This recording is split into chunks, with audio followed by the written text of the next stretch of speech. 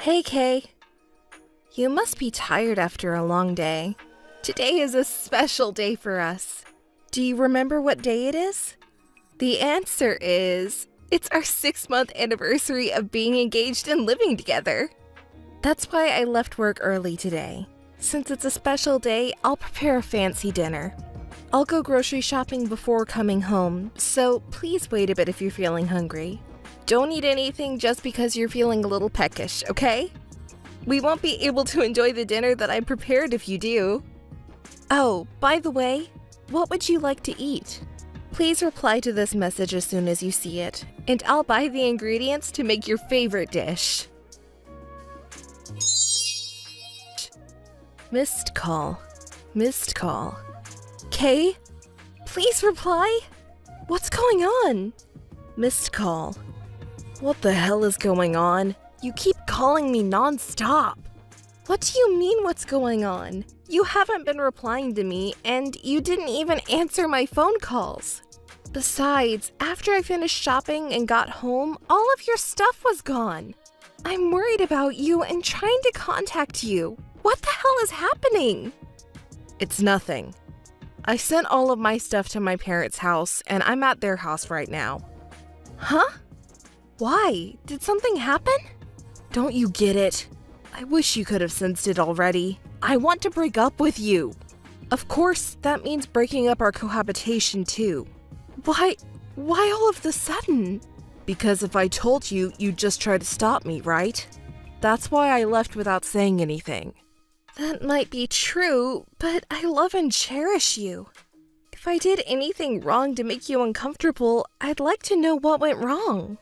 It's too late for that now. And I wish you could have figured it out already. That's impossible! Even though we're partners, I can't read your mind, you know. But we can resolve this by talking it out. We're engaged after all. We'll be a married couple someday, won't we?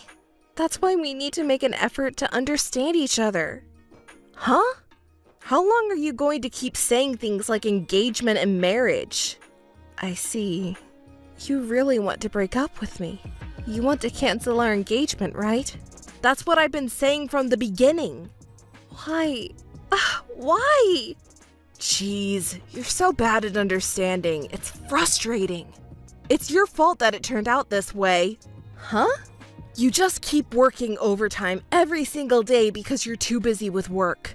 It's been like that for a while now. Your work is more important than me, isn't it?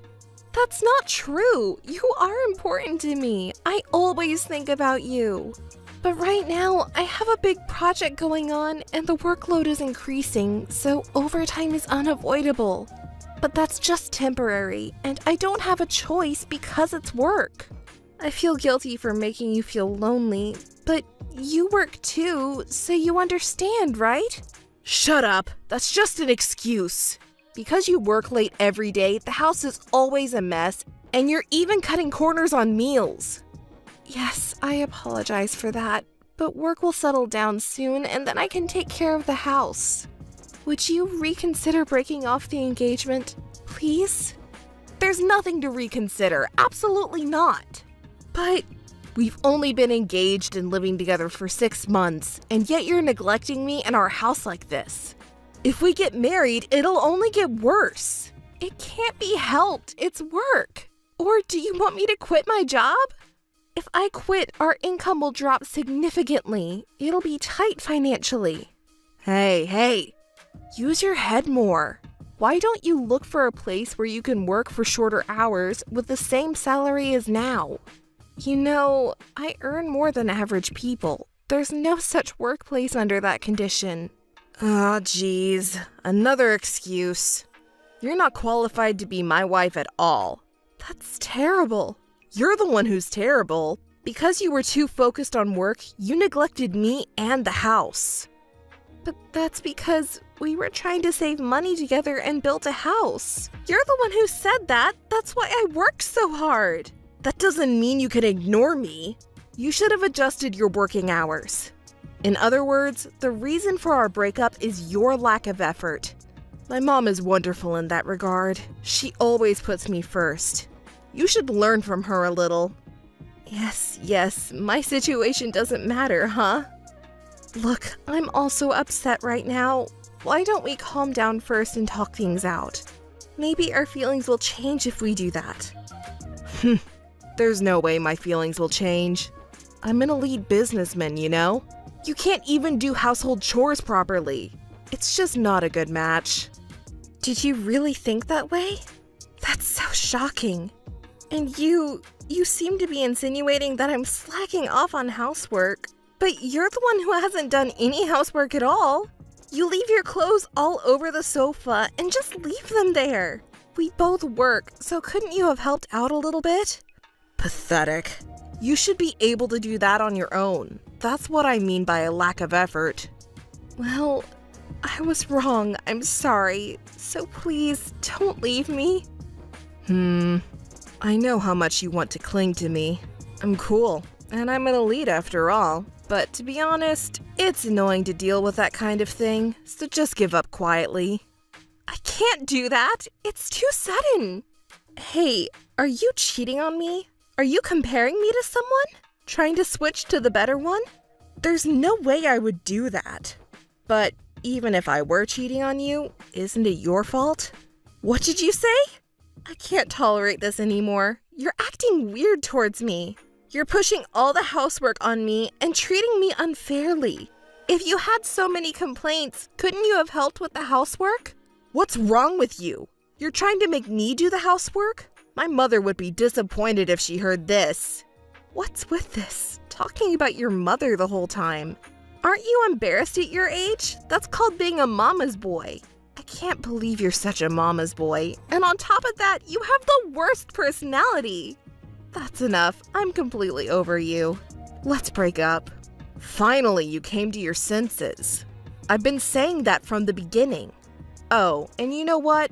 I'll give you some advice out of kindness. You need to work on yourself more or you'll never be happy. Thanks for your concern, but no thanks. Don't ever contact me again. Missed call. Missed call. Please answer me. Missed call. Missed call. Oh, come on. What do you want? Didn't I tell you not to contact me again? I'm sorry about that, but I don't understand. You asked me for compensation, didn't you? Why should I have to pay for that? If that's the case, you know best. Huh? Maybe you think that my infidelity was the reason for the breakup? That's a big misunderstanding. I never cheated on you. Oh, really? You're the worst. You even lie. You know, I was suspicious of you. Your behavior at the time was too sudden and unnatural. So I hired a detective to investigate. And evidence of your infidelity was found, just as I suspected. You're truly the worst. What the hell is that? After doubting me, you invaded my privacy without permission? You've been preparing for revenge this whole week? Don't pull such a dirty trick on me, you ugly, evil woman. You can say whatever you want. I think that you who cheated on me is more dirty and ugly. Besides, if we had broken up peacefully, I wouldn't have even noticed your affair and I wouldn't have demanded compensation. So this is the punishment you deserve. Hey, you've been making a fuss about me cheating, but where's the proof? Well, I didn't cheat, so there's no such thing as proof. Of course, I have no intention of paying compensation. That's too bad. Whether you like it or not, you will definitely pay compensation. Hey, don't you know? If there's no evidence that I cheated on you while we were engaged, I won't admit to infidelity and won't be obligated to pay compensation. Oh, don't worry, it's okay. As I mentioned earlier, there is solid evidence. The proof photo should have already been sent through my lawyer. Check your mailbox. The photos capture you entering the hotel with another woman and leaving the hotel with her the next day. What did you say? Hey, wait a minute. This must be some kind of mistake. Oh, I remember. It's definitely the day I helped a woman having trouble. Huh? Poor girl. Her boyfriend was a cheating guy, and she didn't know that she had been cheated on for a long time. Isn't that me now? No, it's a different story. Her name is Elise. On the day Elise found out about her boyfriend's affair, they had a big fight over it. Oh, that's tough. Yeah, it was. But in the end, there was no proof of cheating, so Elise lost the fight and was kicked out of their house. And then? Elise, who was kicked out, was at the depths of despair. She was going to dedicate everything to him, but being cheated on, and she had no place to go home. So she lost the meaning of life and was trying to jump into the river in the middle of winter. I happened to see her at that moment and called out to her because I thought it was dangerous to leave her alone. What a beautiful story. You could be a writer and sell it. It's a true story. So I heard the situation from Elise, and I thought it would be better if I stayed with her that night. So I reluctantly took her to the hotel. Reluctantly? It seems like you were pretty happy to go with her, though. You went in with a pretty happy expression on your face, I believe. Well, there were some enjoyable moments in our conversation, you know? We just happened to get caught in a photo at that time. I see. So, what about the part where you two were holding hands?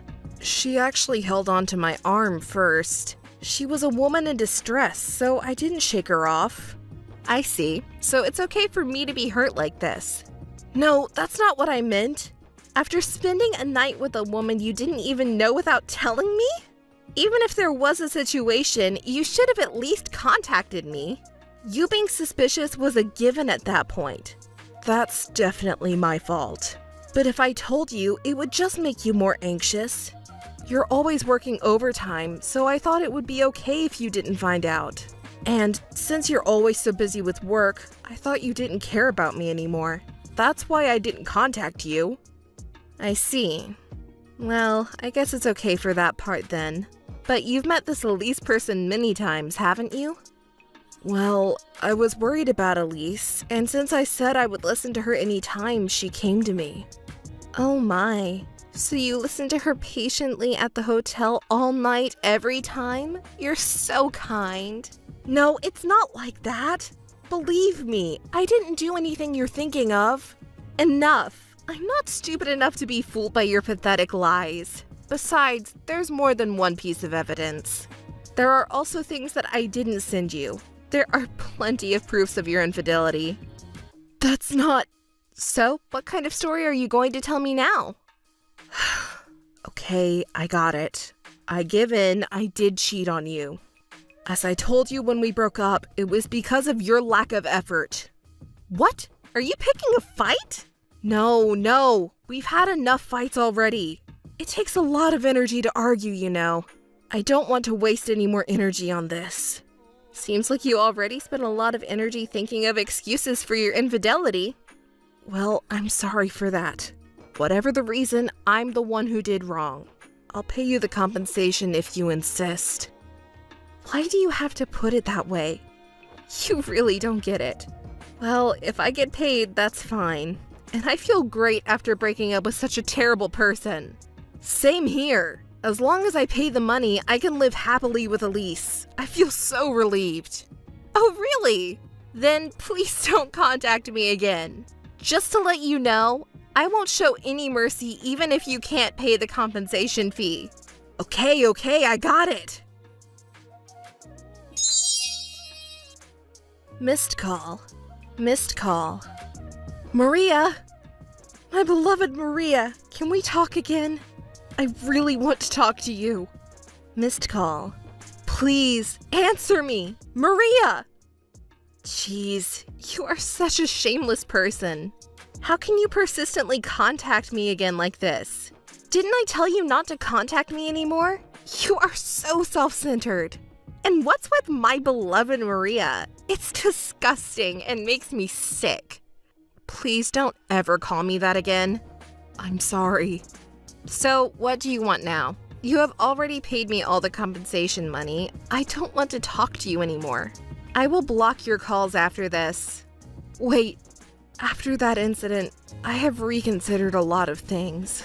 I also realized that I had some faults. So, can we start over? We can make it work this time. You know, love becomes stronger after overcoming a crisis. Don't people say that all the time, right? I can't believe it. Do you even know what you're saying? That's too convenient to you. Have you forgotten how you blamed me when we broke up?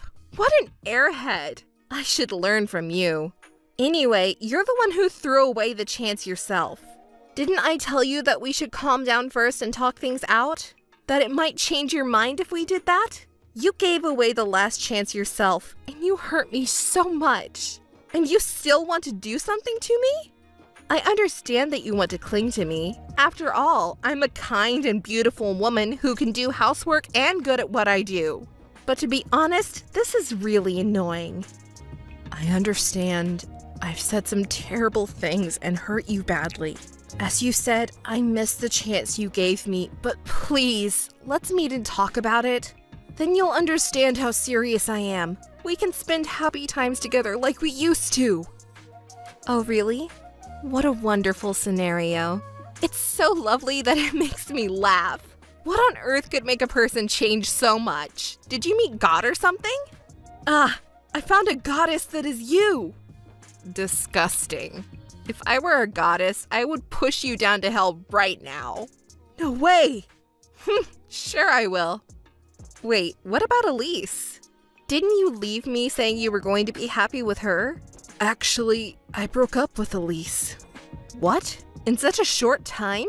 Did she realize what a scumbag you are and run away? No, she's the scumbag. As soon as we started living together, she quit her job. And not only that, she doesn't even do any housework even though she doesn't work. Oh my, that sounds tough. But it's your own fault. You cheated on me without knowing who she really was, and it was your fault to move in together. It's not like that. Elise was lying to me. I was deceived. I thought she was good at cooking, but actually her mother made everything. Even when I went to her room, it was clean, but that was because Elise's mother cleaned it. See, I couldn't have known that. I was the one being deceived. I'm the victim here. That's too bad for you. But it seems like you two have a lot in common. A liar who can't do housework. I think you and Elise are a perfect match. No way! She's such a slob! Elise probably doesn't want to hear that from you either. So, what's your point? Just because you broke up with your mistress, you want to get back together with me? Don't mess with me. That's all just excuses. Whoever she is, you chose her. You should take responsibility to the end. And I can't believe you anymore. You said ridiculous things like we could be happy together again. But I absolutely refuse. I decline. But you have no heart to love others. The only person you love is yourself. That's why you can do cruel things so easily. And anyway, do you think housework is only for women to do?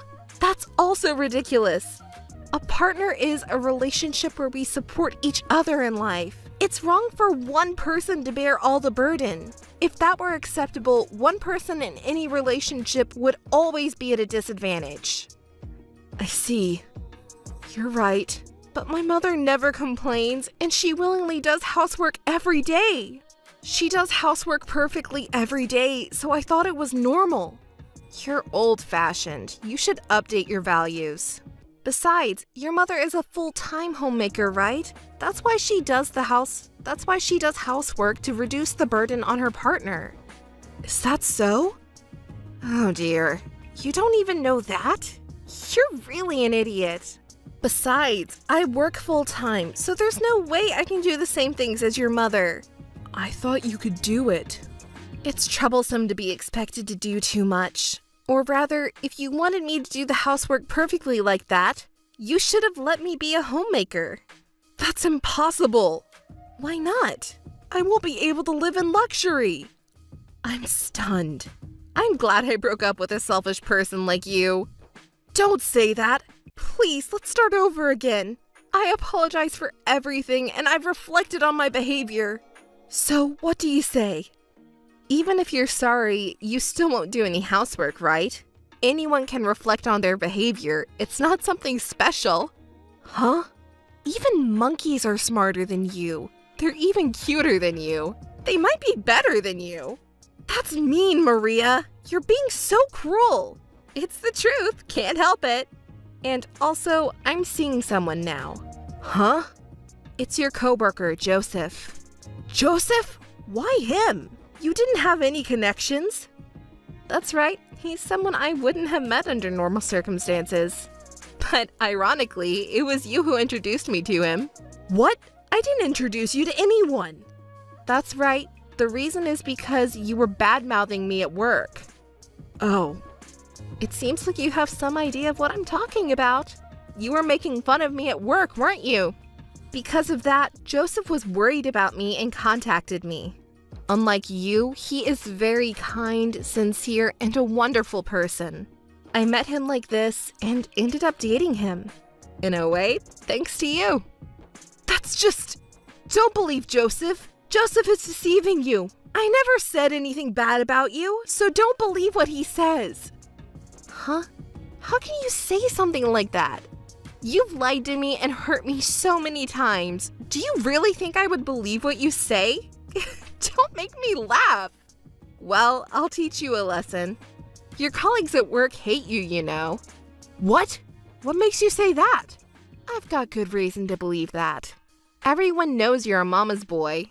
I hear you are sarcastic with your female employees, comparing them to your mother. You always complain about how your mother would do it better.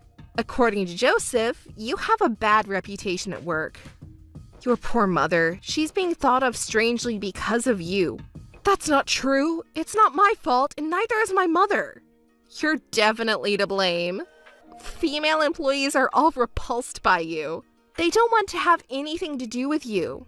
There are a ton of complaints about you. What? Is that why there are only men around me all the time? That's right. Furthermore, your values are outdated. Even male employees are sick of you. That can't be true. It is true. Unlike you, I'm an honest person. Why don't you ask Joseph if you don't believe me? You always say things like, I don't do housework, or that's something women should do to everyone. And all you do at work is chat without doing much work. That's because I need a change of pace from work. Don't you have any sense of responsibility? You're getting paid for your work, and yet you don't work up to your salary. If you had any motivation, there might be a way to save you. But if not, you're just a hindrance. Hey, you don't have to talk to me like that. Come on. Shut up! Okay. If there's even one person like you, it will bring down the team's motivation, interfere with work and communication, and it will be a disadvantage to the company. Honestly, the president might even want to fire you. You can't possibly know that. Who knows? A lot of people at work already hate you, and you've lost their trust as a person, haven't you? Everyone already knows that you've cheated. Huh? Did you spread that rumor? I wouldn't do such a vulgar thing. We were just spending time together at Joseph's house, and coincidentally, some colleagues from work came over to drink. I welcomed them with some food and explained the situation, and I guess the rumor spread from there. Damn it, this will affect my position in the company. Don't worry, you never had that position in the first place. What? I've been listening to you all this time. You're making fun of me this whole time. I just think differently than everyone else, and you hate me just for that. Well, I'm at fault for cheating, but that's just how the world is. It's not just because of different values, but also because of your personality and behavior. You finally understand that cheating is the worst thing that you can do. In the end, it's your behavior that people don't like. Also, let me tell you something that you don't seem to know.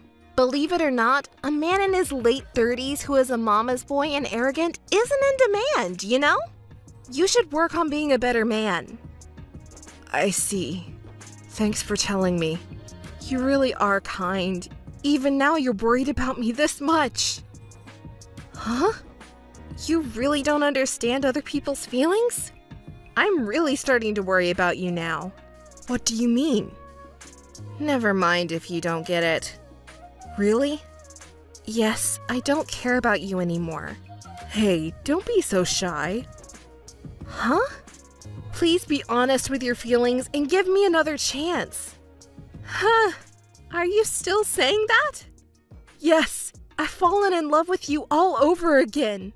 You're not just beautiful on the outside, but in the inside too, and you're so strong. I don't want anyone but you. Why didn't I notice your charm before? Please forgive my foolishness. Maria, I truly love you from the bottom of my heart. Please believe me. It's too late for that. And are you crazy? You've treated me terribly in the past. Do you have no guilt? Stop saying disgusting things. I'm truly sorry for that. But because I hurt you in the past, I want to make you happy now. Well then, I'm happy with Joseph. If you truly love me, you will respect my decision, right? I'm sorry, I can't do that. Huh, you're still so selfish. Should I recommend a good hospital for you? I've been saying it all along, but I have a precious partner named Joseph, and yet you still want us to get back together. What you're saying is that I should betray my current boyfriend and date you instead. You're asking me to trust someone who would say something so despicable? Absolutely not! I refuse! No, that's not what I meant. And what you really want is a convenient woman who can work and do housework perfectly, right? How much longer are you going to belittle me? I'm in a relationship with Joseph and even thinking of getting married. So there's absolutely no chance of us getting back together. But I don't want anyone but you. Huh, spend the rest of your life regretting that. I can't be with you anymore. It's a waste of time and energy. Joseph proposed to me, and we decided to get married. That's not the only good news, though. Both Joseph and I have been promoted. Thanks to that, we have a lot of financial stability in our lives. We travel together a lot. On the other hand, Kay, my ex-boyfriend, is being pressured by his mother to get married. Everyone knows about the awful things he did to me, so no one wants to approach him, and he's having a hard time with finding a partner. He can't stand being at his parents' house anymore, and apparently he's living alone.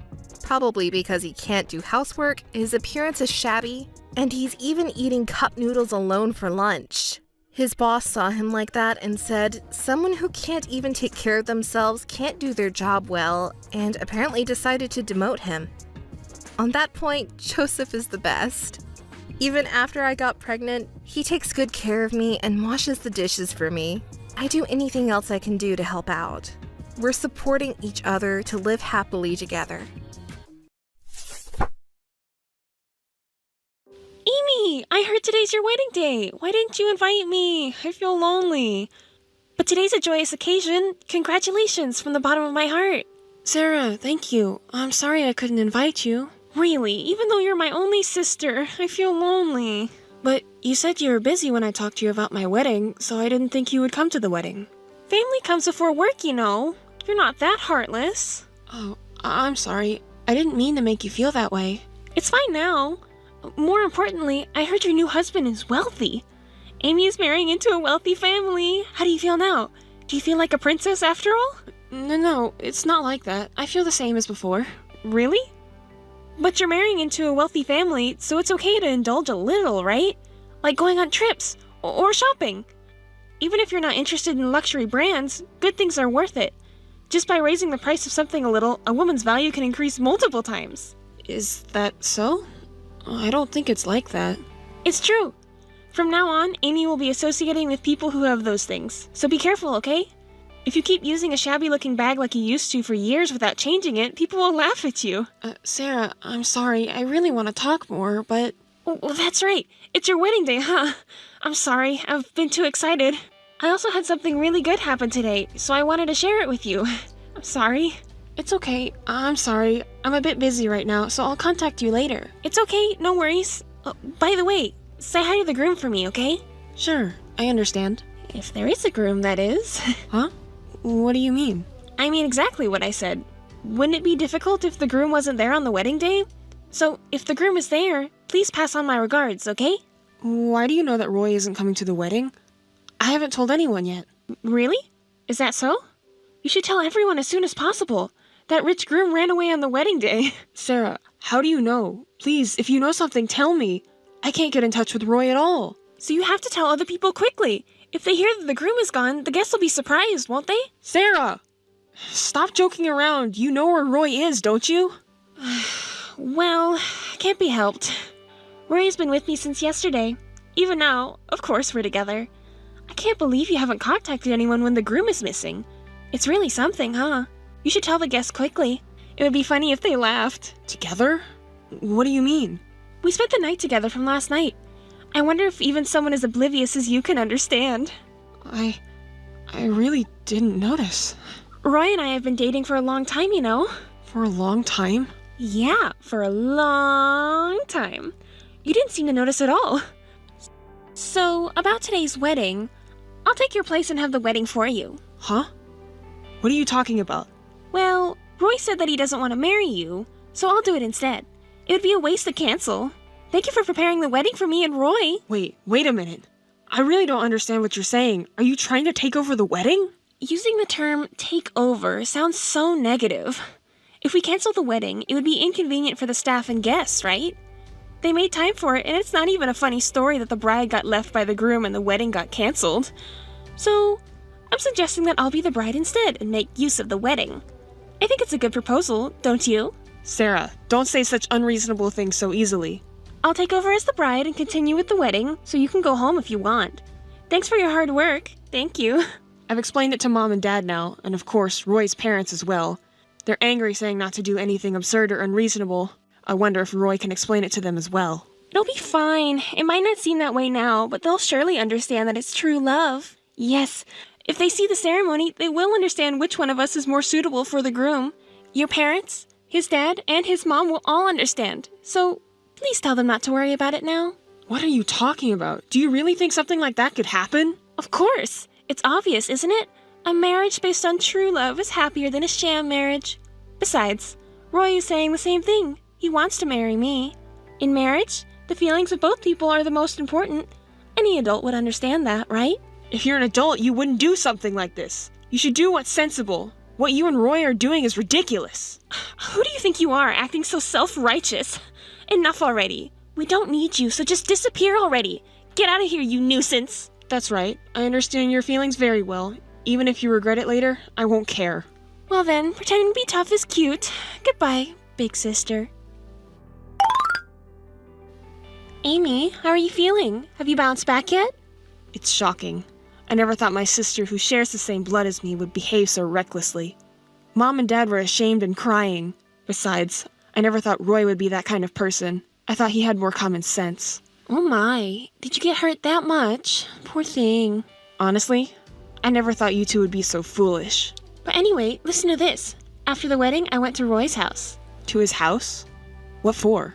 Of course to pay my respects. I couldn't see him at all. And then, you know what Roy did? He introduced me as his wife. It was so embarrassing. Isn't it a bit too late? Did you really go to meet Roy's parents? Oh yes, of course. They will be my in-laws, so it's only natural, right? Well, I'm sure they were surprised. Even though they didn't listen to a word I said, they'll understand eventually that Roy and I truly love each other. But the fact that they didn't listen to you makes it seem like they're rejecting you guys, right? Exactly. We're going on our honeymoon from now on. Should we bring you some souvenirs? Honeymoon? Let me guess. It's Alaska, isn't it? Well, obviously. It's the travel destination you chose, right? Alaska, right? We're going to see the Northern Lights, you know. Honestly, I would have preferred Italy or somewhere else. But Roy really wants to see the Northern Lights. He's still like a child. Well, I can't help it if my husband says so. Wait a minute. That wasn't the honeymoon plan we had discussed. What do you mean by that? What do you mean? Amy couldn't get married, so she doesn't need a honeymoon, right? Are you going alone? Don't do something so lonely. So I'll take it. I never said I wanted you to take it. Roy is looking forward to it. We need to prepare for the trip soon, so I might not be able to pay attention to Amy anymore. I'm really sorry. We're so busy. I'll just buy some random sweets for souvenirs. Well then, see you later. Wait a minute! Amy, what do you think you're doing? Oh, you made it back? Good job. What do you mean, made it back? You're the worst! Do you even know what you did? What do you mean? What did I do? Don't play dumb! All the hotels and restaurants in Alaska were canceled. It's because of you. The hotel and restaurant staff told me directly that they received a message from the wife. Ugh, it must have been you. But I didn't cancel those reservations. Look, it's your fault. What do you mean by that? I had a terrible time. Oh, really? That must have been tough. Don't say it like it's someone else's problem. All the hotels were fully booked, and just when I finally found one, Roy's card didn't work, so we couldn't stay anywhere. It's peak season right now, and I booked that hotel 6 months in advance after searching for so long. It's only natural. Didn't you bring any cash in case your card didn't work? I only had a little bit of cash. Isn't that enough? You never know what might happen during a trip, so you should always have some spare money prepared. You never know when something might come up. It's not a laughing matter. The hotel was canceled, so we had to stay in the airport lobby from the first day onwards. Aw, poor thing. But at least you were able to come back. That's good. You managed to somehow buy tickets for a flight with available seats and return home. It must really have been tough. Why did you cancel it in the first place? Were you trying to sabotage us? We had made reservations in mine and Roy's name, so if we couldn't go, it's only natural to cancel, right? Didn't you understand that? It's common sense, isn't it? Common sense, you say? And what about canceling the card? Is that also obvious? That wasn't me. Huh? Didn't Roy tell you? The card he has is in his father's name. He's just using his father's family card as if it was his own. So, isn't it because his father got angry at your unreasonable behavior and removed Roy's rights and made the card unusable? What were you planning to do if something happened to us in a foreign country? Like an accident? Come on, tell me. Isn't it just karma that you took over from our wedding to the honeymoon? Well, it can't be helped. You two did something like that, so you can't even complain if I do such a thing. Huh? Wedding takeover was the best surprise ever! Then, canceling the honeymoon was just payback. I'm glad you enjoyed it. You got to experience something you rarely get to, right? You know, sleeping at the airport, for example. Stop being childish and immature! Just because you lost your fiance, you're really losing it! Roy made the right decision to break up with someone like you. After all, at work, he won't be able to meet anyone cute, right? Smart people must have looked 20% cuter. Otherwise, there's no way he would date someone ugly like Amy. Amy may be smart in terms of brains. Roy chose me because I'm cuter than Amy. He said so. Even talented people end up getting dumped because they're ugly. Well, anyways, a luxurious life awaits us from now on, right? There's no rule that says you can only go on a honeymoon once, so we can just do it again. Next time, we'll book a fancy hotel and restaurant in Hawaii and do a lot of shopping. We'll have to distribute souvenirs to our friends, too. By the way, what's it to you if Roy and I discuss our future together? Huh? It's none of your business! You're not listening, huh? Roy never says anything inconvenient to himself, so it's better to listen carefully. What's that? Don't you think it's embarrassing to make excuses for losing? Excuses for losing? Who's losing to whom? How are you going to enjoy a luxurious honeymoon life with no job and no savings? I'm looking forward to it. See, it's not an excuse for losing. It's unattractive, you know. If you're frustrated, just say so. Well, for now, just dream of happiness, because you'll eventually face a harsh reality. Stop lying just because you're frustrated, okay? Your personality is really terrible. Oh well, whatever. I've given you a warning just so you know. You should face reality together. Missed call. Missed call. Missed call. Missed call. Hey, Amy, answer your phone!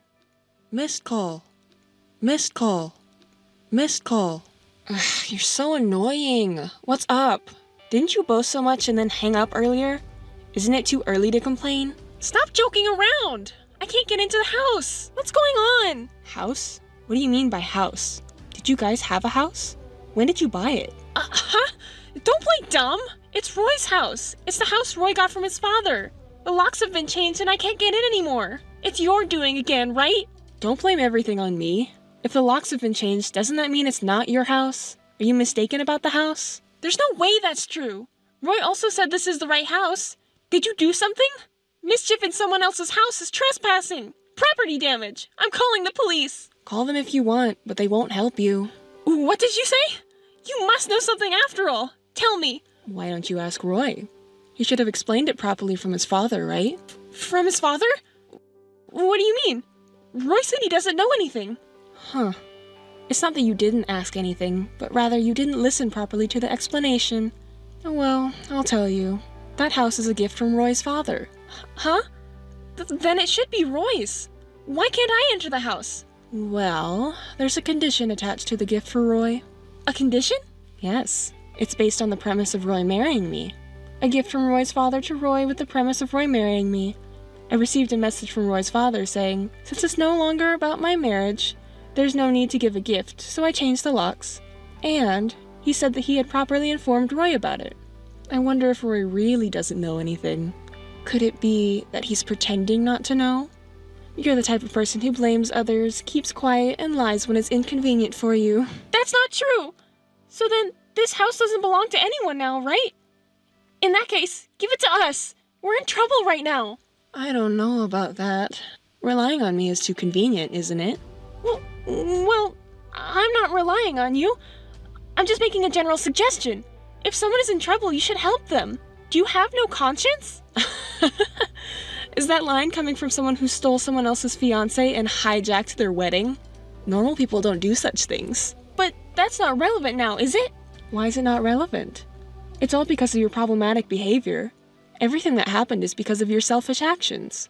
No one will help you now, you know. Normal people would understand, don't you think? But no one is living there now, right? It wouldn't hurt to let us stay there for a little while. No one is living there, but that house is mine, so absolutely not. Huh? Why is it Amy's house? Well, you see, it's because his father told me to take it as compensation. I received it because I thought the location was good and the land would sell for a high price. His father said it was okay to sell it if I didn't want to live there. Of course, if you want to live there, you're free to do so. That's why I left all your furniture, appliances, and clothes outside as trash. If you don't want them to be collected, you better take them away quickly. They're in the way. What? Hey, why did you do such a thing?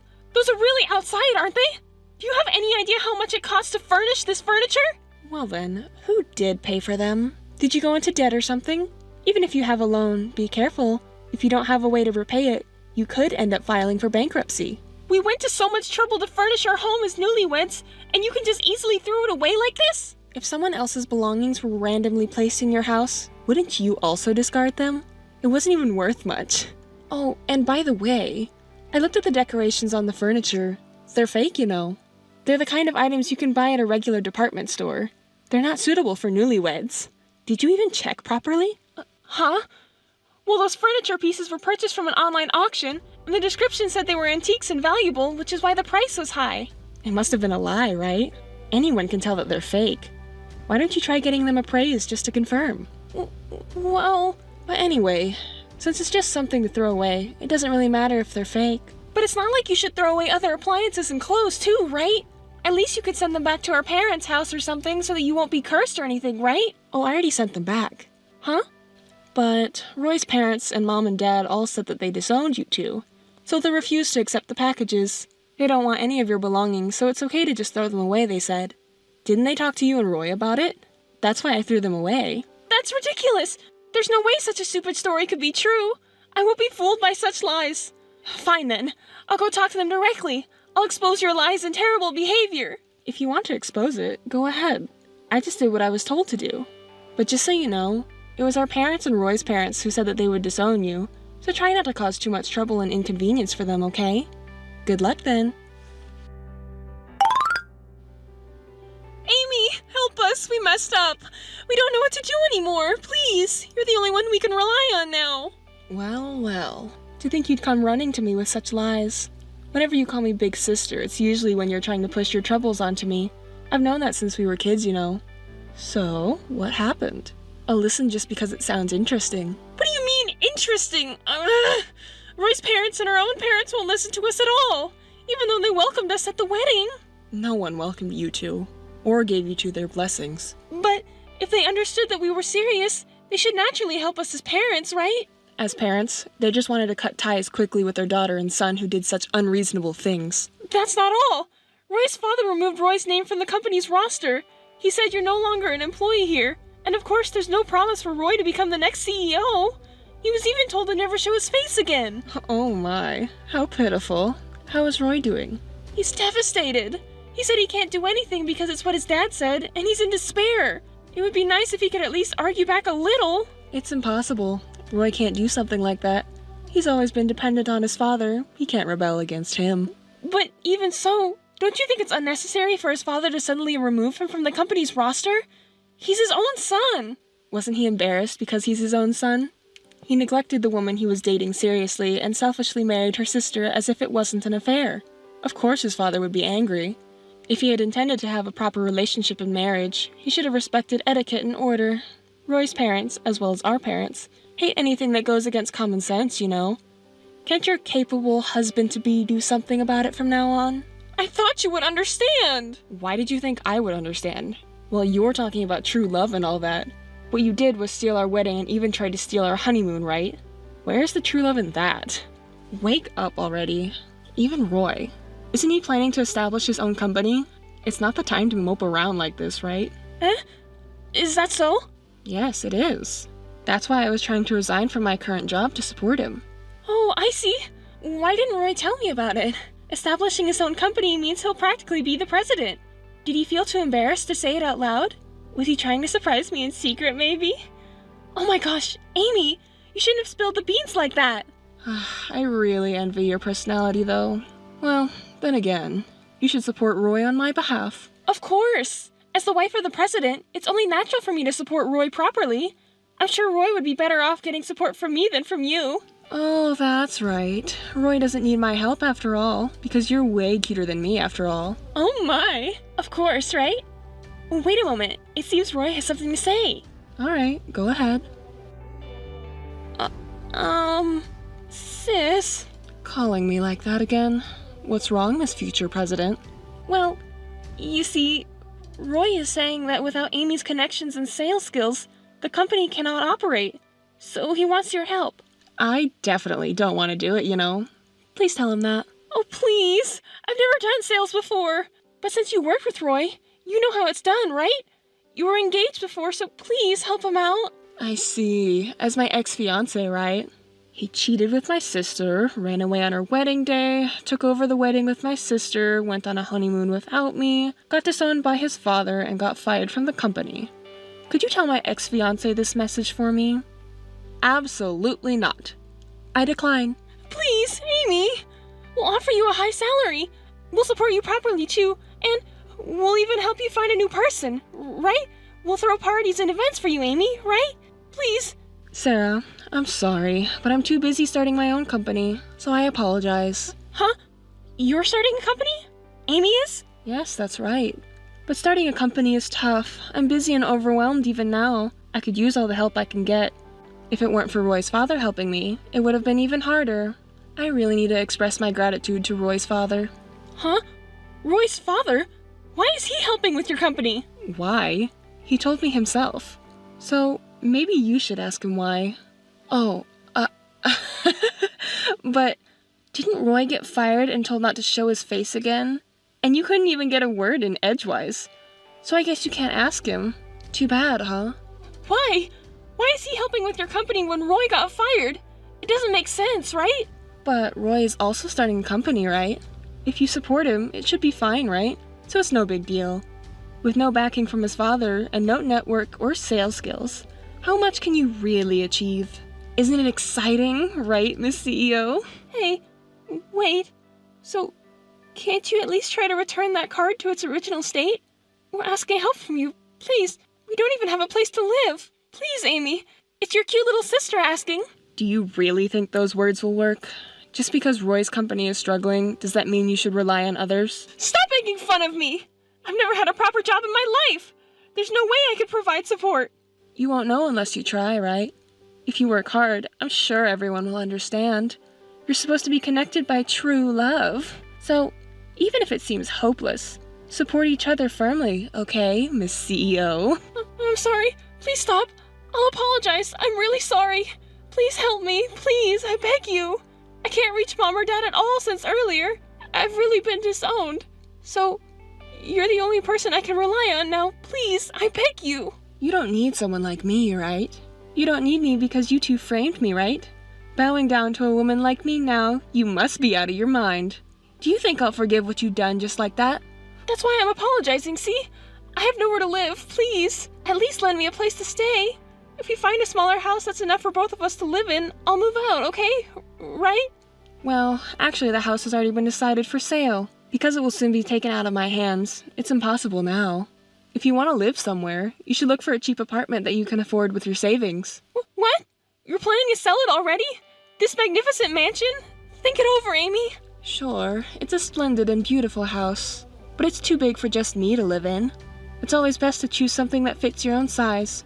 If you reach too high, you'll eventually suffer the consequences. Stop with the the preaching already! Help us, won't you? Help us?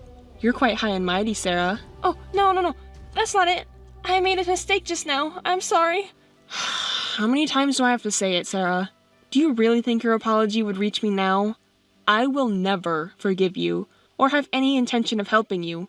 I've realized very well through this incident how much I hate you and Roy. So, please don't contact me unnecessarily anymore. I'll cut ties with you, just like Dad and Mom. That's not fair! Please help me, you're my big sister, right? I can't see you as family anymore. As of today, you're not my sister and I'm not your sister. Goodbye. That's all from me. That's not fair to say! I apologize for everything so far, it's my fault, I'm really sorry. I'm truly reflecting on my actions. Hey, can we meet and talk once? I'll treat you to a delicious Italian restaurant. I know a great place. Let's eat there together, the three of us, right? Please? Sarah, are you really out of your mind? Do you think I would have a meal with the man I broke off my engagement with? I'm not that kind of woman. Well, I guess so. I'm sorry. Then, let's have a meal, just the two of us. I'm sure you would like it too. Despite your invitation, I have to decline. I don't want to be seen as a woman who steals someone else's man and is considered family. Well, Roy too. He's really sorry. He wants to apologize to you right away. He must have had a change of heart. I don't care. Such a man doesn't matter to me. He has no home, no money, no job. He has no redeeming qualities. He's just someone who relies on his parents and leaves everything to others. I don't want to associate with you anymore. So, I want you to tell Roy too that we're strangers now. Don't ever contact me again. If you do, I'll hire a lawyer and make sure you receive appropriate punishment. Big sister, please. I'm sorry, I'm no longer your sister. That's why I have no intention of helping you. Well then, the two of you can work together and take care of yourselves. Goodbye. Amy, wait, please. Amy! Missed call. Missed call. Missed call. Roy had been requesting interviews from various acquaintances' companies, but the incident at the wedding had already been spread around, and he was being rumored as the bomb man who couldn't do anything. As a result, he was rejected by all the companies he applied to. For a while, they managed to make a living by selling clothes and bags, but that too reached its limit, and they ended up working part-time as building cleaners together. One day, a new cleaner came to greet me at my company, and to my surprise, it was Roy and Sarah. It turned out they were working part-time at a company that had been subcontracted for cleaning. They didn't know it was my company, and when they entered the president's office, they looked surprised but quickly lowered their heads and started their cleaning duties. My company's performance had been growing year by year, and we were planning to go public in the near future.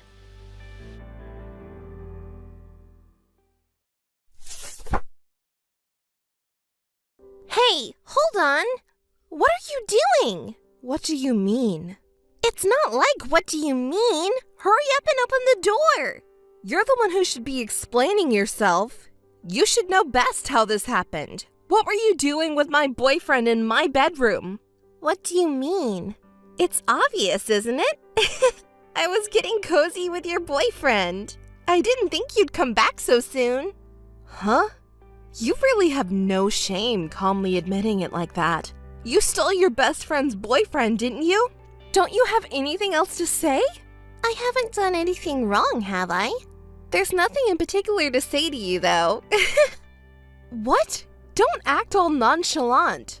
Anyway, that's not important right now, so just open the door already. Let me use the bathroom. It's not unimportant at all. And if you open the door, you'll just run away. I won't run away. I really just need to use the bathroom. Well, hold on a little longer. I actually contacted your boyfriend David just now. He seemed quite shaken, but he's coming to my place now. So just wait quietly until then. Huh? Why are you calling David? He's not involved in this, right? He's not unrelated at all. I thought you broke up with David because you went after Sam, but it seems like it's not the case. You're not actually broken up with David yet? Which means not only me, but David is also a victim, right? So it's not strange at all to have him here in this situation. Huh?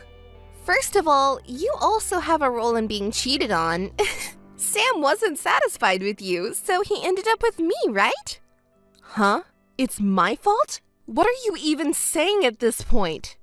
You still haven't realized that you're at fault. Oh, right! Come to think of it, you and David were co-workers at the company, huh? And what does that have to do with anything? It's not relevant to the current conversation. You both work at a small construction company doing dirty jobs together. Oh my, you two are such a perfect match. Huh? What are you talking about? Oh, I've got an idea. I'll let you have David. In exchange, I'll take Sam. Sam has decent specs and he's handsome, so he suits me better. Oh my, what a brilliant idea. You really are a hopeless woman. Oh, by the way, even though you're blabbering nonsense, I've saved this entire conversation and I've recorded all the abusive language. Your true nature and how you've insulted both David and me are all in there. I'll expose your true nature to David, so be prepared. Huh? Don't mess with me. Don't be so cowardly. Cowardly? It's not fair for someone like you who stole her best friend's boyfriend and betrayed her own boyfriend to call me cowardly. Especially coming from a despicable woman who doesn't even apologize, but instead shamelessly defends herself. You're so noisy. I feel sorry for Sam for dating a plain-looking girl like you. If I'm just a little nice to him, he seems to fall in love with me right away. So I'm not to blame, right? He must have been really fed up with you. You're such a... You don't even think it's terrible to steal your best friend's boyfriend? I don't think anything of it. In the first place, I didn't like that you managed to catch a better guy than me, so I wanted to snatch him away. Huh? You really are stupid. You cheat on someone and then have the nerve to not even apologize and just act like nothing happened. You're truly the worst. I can't believe I was friends with someone like you for so long. Well, for now, stay there for a while. Huh? Open it! Have you reflected on your actions at all? Huh? I told you I haven't done anything wrong, so there's nothing to reflect on. Just open it already. I need to go to the bathroom. I don't know your circumstances. Oh, David just came by. Huh? Not that David. There's a misunderstanding here. There's a reason behind it, and Mary just got it all wrong. What are you talking about now? I was just angry at your response earlier and said some mean things. Hey, sorry about that. It was all a joke. There's no way I would betray my best friend. It's too late for apologies now, you know. Have you forgotten already? Didn't I tell you that I have saved everything from earlier? Huh? You're acting all high and mighty even when I'm trying to apologize? There you go again. That's your true nature, isn't it? David must have figured it out, too. We've been completely fooled. Don't be fooled by Mary's words, David. This person is just misunderstanding things and enjoying being the tragic heroine on their own. David, it's enough if you just believe me. Mary, you're doing selfish things to ruin our friendship, you stupid woman. That's why Sam chose me over you, an ugly and dumb woman. See? Sam chose you? That's like admitting in front of your boyfriend that you cheated on him. In the first place, you're the one who ruined my relationship with Sam, right? Don't act like you're the victim. Huh? I didn't admit anything. Hey, David, it's not true. I just fell for Mary's manipulation. It's a pity, but I can't make any more excuses. David has seen everything now. Lies. David, it's really not true. Don't believe that woman. I'm disgusted knowing your true nature. I don't think you'll believe anything anymore. Too bad. After all, it wasn't me who ruined your relationship with David. It was you yourself. Don't blame it on me, okay? Huh? Sam is really angry at your behavior too. He regrets choosing a woman like you. It's over for you too. It's fine if you just keep being angry on your own. A man who has no decency and cheats with his girlfriend's best friend is not someone I want anyway. I'll give him to you. You're a perfect match. The lowest woman who betrays her best friend and the lowest man who betrays his girlfriend. What are you saying? Hey, Mary, please let me out of here. I said a lot of mean things, but I was just angry and upset. I'm really sorry. Please forgive me. Do you really think you can be forgiven after saying such horrible things? There's no way I can trust a woman like you. You're truly an idiot. I'll do anything. Mary, please open this door. I beg you. Okay, I understand. I'll go ahead and open the door so you two can leave this house together ASAP. 2 of us? Me and David? Are you kidding me? It's you and Sam! I don't want to see your face or that shitty guy's face, so just leave together nicely. Hi, Mary. How are you doing? Huh? Anne? How do you know my contact information? I changed my phone after that. How unfortunate. A friend told me about it. When I said I lost my phone and didn't know it, they told me right away. Well, I didn't tell anything to my friend, so it must have been you. But seriously, how surprising that you can contact me like nothing happened. Don't be so mad. It's been a while, you know. So what do you want now? Oh, right. I had to contact you because there's something I absolutely need to confirm. What is it? You already know that it's about the wedding invitation, right? Did it arrive safely? Oh, that's what it was. I received it, but didn't even bother opening it. Why do I have to go to your wedding anyway? Oh, come on. We promised in the past, remember? As best friends, we said we'd give speeches on each other's weddings. Forgot about that, huh? Oh, we did talk about that back when we were still friends, but now we're nothing but strangers to each other, so there's no need for me to do that. Besides, I don't even want to see your faces, so there's no way I'm going. Hey, don't say such cold things, please. I think only Mary can give the speech, so please, pretty please. What? Are you seriously out of your mind? You haven't forgotten what happened between us. It was 6 months ago. What are you even talking about? It's not a matter of time. You've done the worst thing as a person, and you haven't even apologized for it. There's no way I can just forget about it. Well, calm down a bit. The more we talk, the more irritated I get. We're not on good terms anymore. Anyway, I'm saying I don't care about your wedding. Seriously, instead of being angry forever, calm down. I want you to come to the wedding because it's going to be super luxurious just for your sake.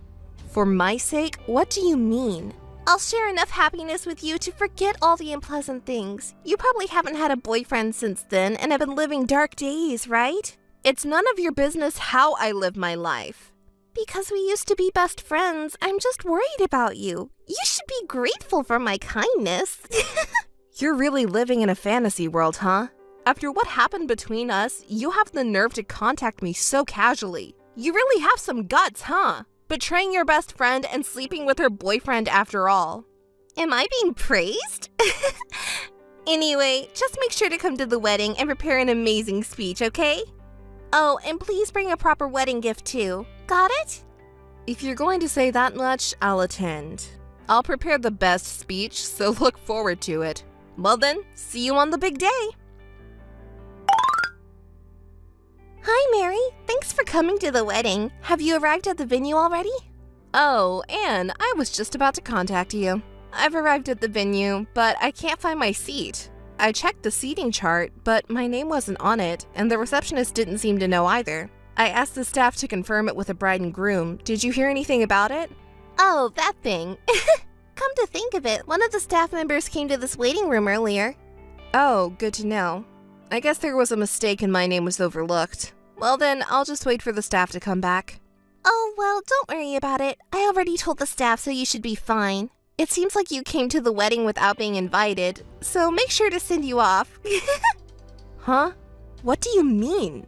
Don't you understand? You can't attend this wedding. What? You lied to me? Well, if you put it that way, I suppose you could say it like that. Well, you did quite a number on me 6 months ago, so I'm just returning the favor. What? What did I do? After all that, you still don't think you did anything wrong, huh? I didn't think I did anything wrong at all. Sam chose me, you know. I told you back then that the one who gets cheated on is at fault. You. Maybe you were planning to give a touching speech for me, but it's not necessary. I never intended to ask you for anything from the beginning. I just wanted to embarrass you in front of everyone. Oh, I see. You really are a despicable piece of shit, huh? Well, I guess you can't change that easily. If that's how you feel, then I'll just leave. Say whatever you want. It just sounds like the howling of a loser who missed out on happiness. Oh, by the way, I assume you prepared a gift for the wedding, right? Yes, well, I was asked to attend and bring a gift, so I brought one. Oh, and I prepared a special gift just for you. I'll leave that at the reception desk too, so look forward to it. Oh no! What's gotten into you all of a sudden? You're being so considerate, huh? Just like the old times. Thank you! Hey! What's going on? Where are you right now? What happened? The bride who was supposed to be in the midst of her blissful wedding reception is in a panic. Aren't you supposed to be at your wedding reception right now? Did something happen? No, it's not like that at all. None of my friends who were supposed to come to the wedding showed up. The friend who was supposed to give a speech and the friends who were supposed to do a performance, everyone. It's like they all boycotted it. Oh, I see. That's so unfortunate. It must have been your doing, right? What did you do? Well, after I left the wedding gift at the reception, I bumped into David. David? Yeah, I do. So we talked, and it turns out he had experienced the same harassment from you as I did. We were going to go out for a meal together, but then some of our friends found us. I guess they got curious because I hadn't talked to them about you. Huh? So did you talk to him? Well, I thought it would be weird to come all the way to the wedding venue and then leave, so I couldn't hide it anymore. I ended up explaining everything that happened between us up until now. What? What were you doing on my important wedding day? No. It's because you did something nonsensical like seeking revenge on me and David, right? It's weird to come to the wedding venue and then leave before it even starts. Anyone would think that's strange. Since nobody knew anything, it was just assumed that you and I were still best friends, you know? Ugh. But then why did everyone end up not attending my wedding? You probably cried again, calling yourself the tragic heroine as always, right? Well, it's because David and I just told the truth as it is. Then everyone got really angry.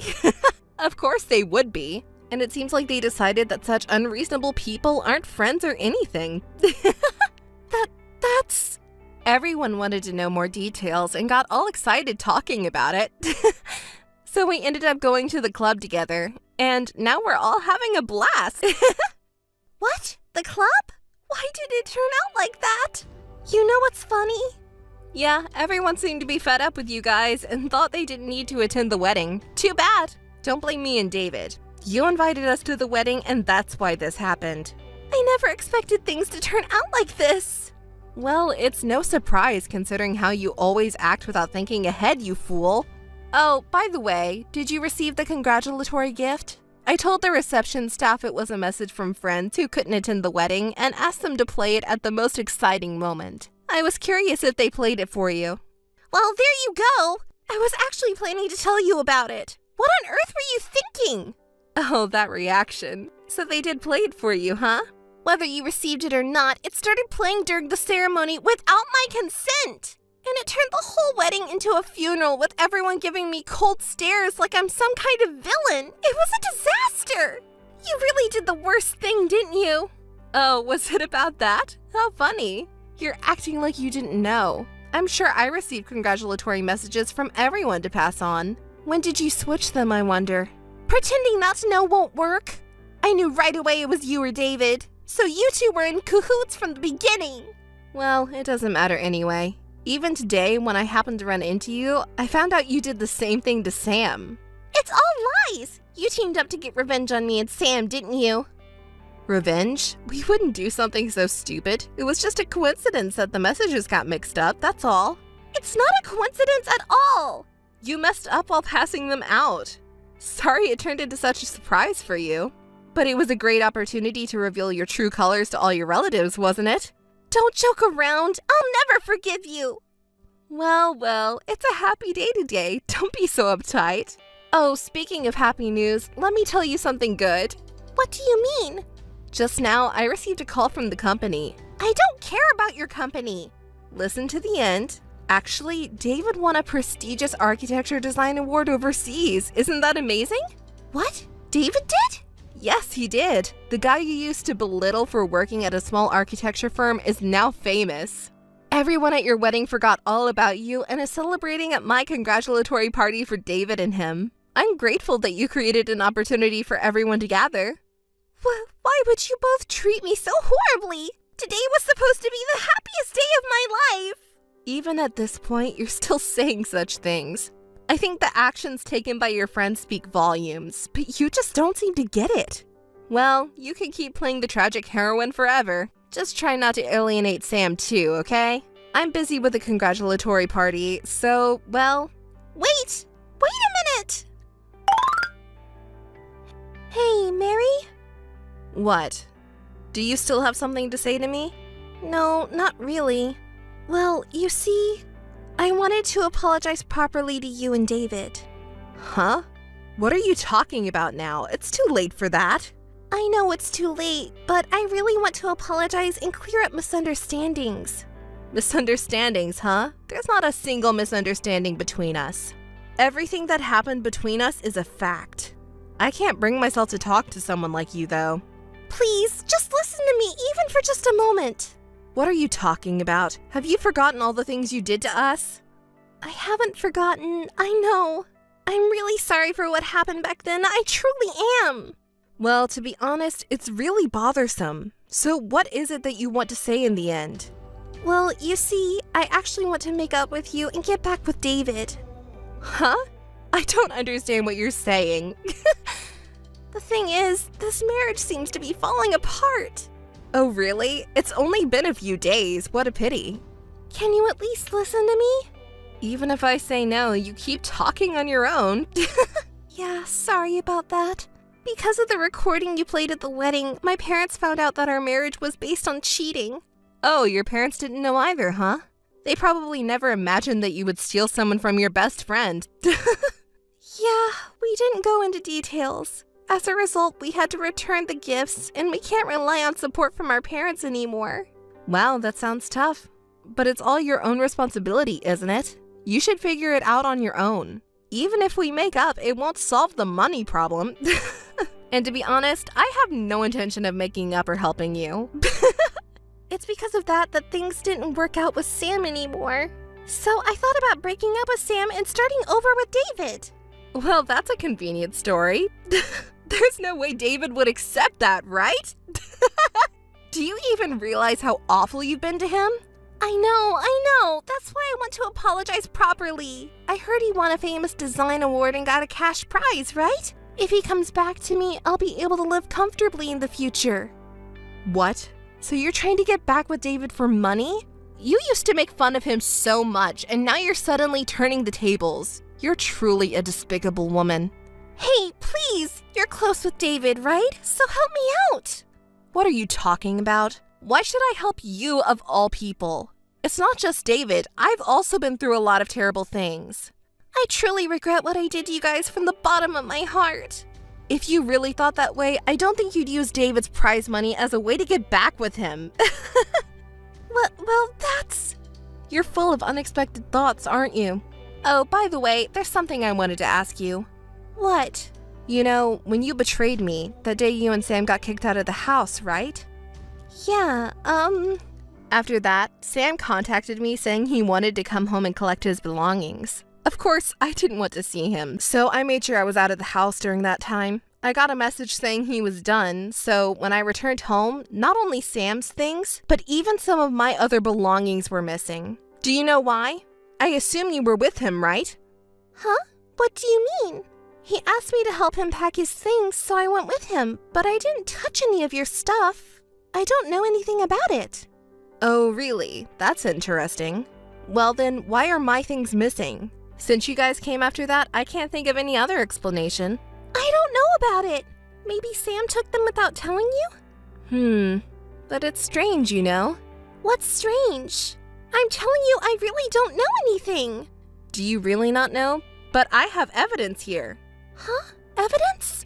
Yes, you see, on the day of your wedding, when I was supposed to attend the ceremony as a friend, I saw you at the club instead. At that time, my friend told me that they took a commemorative photo before entering the venue, and they showed it to me. I was shocked when I saw that photo. Huh? The accessory you were wearing was exactly the same as the one I lost. Isn't that strange? You keep saying you don't know anything, but the person who shouldn't know is wearing it. Oh, that thing. I just borrowed it for a little while, you know? Come on, we're friends. Huh? Our friendship ended on the day you betrayed me. Don't joke around. I'll return it, so don't be mad, okay? It's not about returning it or not. You know, you have a habit of stealing other people's boyfriends and stealing things from people's homes without permission, don't you? I never knew that until now. That's why I said I only borrowed it. I'll return Sam to you too. You're stupid. There's no way I would use something you used. I'll return it properly, I promise. So please cooperate with me to get back together with David. You're the only person I can rely on now. Please, Mary. I have no obligation to cooperate with you, as I said before. Deal with your own problems yourself. That's... David blocked me and I can't even contact him. Well, that's understandable considering what you've done. Just connecting us for communication would be enough, please.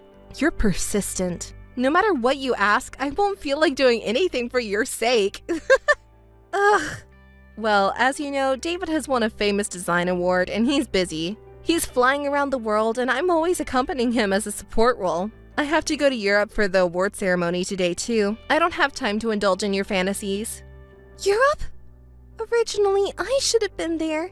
He used to make fun of both me and him so much, right? And even walked away from me on his own, so regret is useless. But even now, I'll show you that I can win back David's heart. Oh, I think you should give up already. He's so busy that he doesn't have time to care about you too. Well, I should start getting ready soon. Oh, I'll give you the imitation jewelry you stole and the cheap ex-boyfriend. So you should make up with Sam and repay your debts properly. Don't contact me anymore, okay? Hey, please don't abandon me. Wait a moment. Listen to me until the end. David's design, which won an International Architecture Design Award, has become incredibly popular worldwide. He's being invited all over the world and making great strides, and I, who support him, am also busy traveling the world. As a top-class producer who has produced a world-renowned architect, I'm swamped with TV appearances and magazine interviews. I'm living such fulfilling days that I've forgotten about those terrible events. On the other hand, that awful ex-friend Anne seems to still have a habit of cheating and stealing. She's still repeating infidelity and petty theft and has become a famous person in town as a light-fingered thief. She's been trying to contact David in various ways, but of course he ignores her. She's been abandoned by her parents and friends and seems to be living lonely days. As for my ex-boyfriend Sam, he used to ambush me everywhere trying to reconcile with me. He even kneeled down and begged for forgiveness on the street, saying, "I regret betraying and dumping you. I want to start over with you." But I pretended not to know him and said, "Who are you?" with a smirk, since I had my bodyguards with me. He won't dare show up again, I'm sure, with my bodyguards around. Since then, there's no more toxic people lurking around me and David, and everything has become peaceful. I'm always surrounded by female fans who adore me and my bodyguards. I lead a lively and busy life.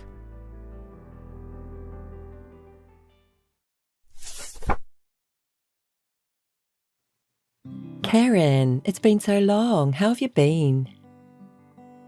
Annie, it's been a while. I'm doing fine. What's up? Hey, you bought a new coat from the brand new shop near the station, right? I saw you going into the store and buying coats. Yes, a new coat from that popular brand, right? Yeah, it's the limited edition and only those who win the lottery can buy. I'm so jealous. Yes, I entered the lottery and was lucky enough to win one for myself and my husband. What? For you and your husband? Does that mean you have two? That's not fair. I couldn't get one. I don't know what to say. We just won the lottery. If you have two, give one to me. What? How could that be? Come on. The coat definitely looks better on me than it does on you. Please? No, my husband and I were looking forward to it. And you buy coats from all different kinds of brands, right? It doesn't have to be this one. What are you talking about? You're saying it's a limited edition, right? They're not going to be sold in stores. Hey, please. Ever since we were little, you've wanted things that I use and things that I love, and I had to give them away to you because you insist on begging me. But come on. The adults around us also spoiled you by telling me to lend you a little because as soon as I hesitate to give it to you, you would start crying. And you're an adult now, so quit doing that. If you want something, you can buy it yourself, right? That's terrible. That's how you thought of me? I thought we were friends. Stop doing that. I won't give you my coat anyway. Well then.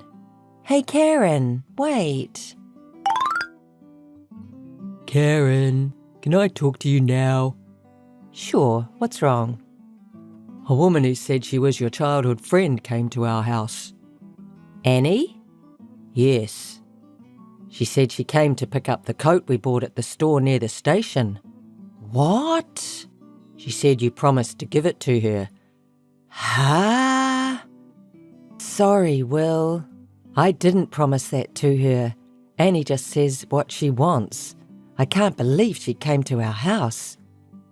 I see. Good. The coat is the one you were so excited about, right? The one you picked out for me too? Yes. I gave it to you the other day. The coat. When I told her that you and I had won the lottery, she said she wanted one of them, but I refused. I thought it was strange.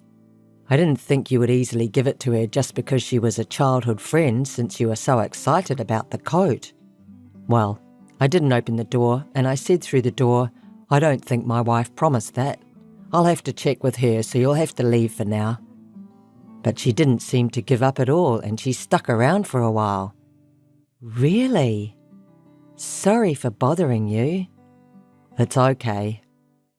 Well, when she said, "You're trying to tear me and Karen apart," it was so bad that I broke out in a cold sweat. I'm really sorry. Annie has always been like that, and I was at her mercy. I'm really sorry to ruin your day off. You're not the one to apologise. It's worse to take advantage of people's kindness. Karen, you've always been holding yourself back and putting up with it for her since you were little. You're victim enough. It's obviously strange for an adult to want something that belongs to someone else. So it's not your fault. Thank you, Will. I'm sure Annie still thinks she can take advantage of me. Well, it's best to keep a distance between a friend like that.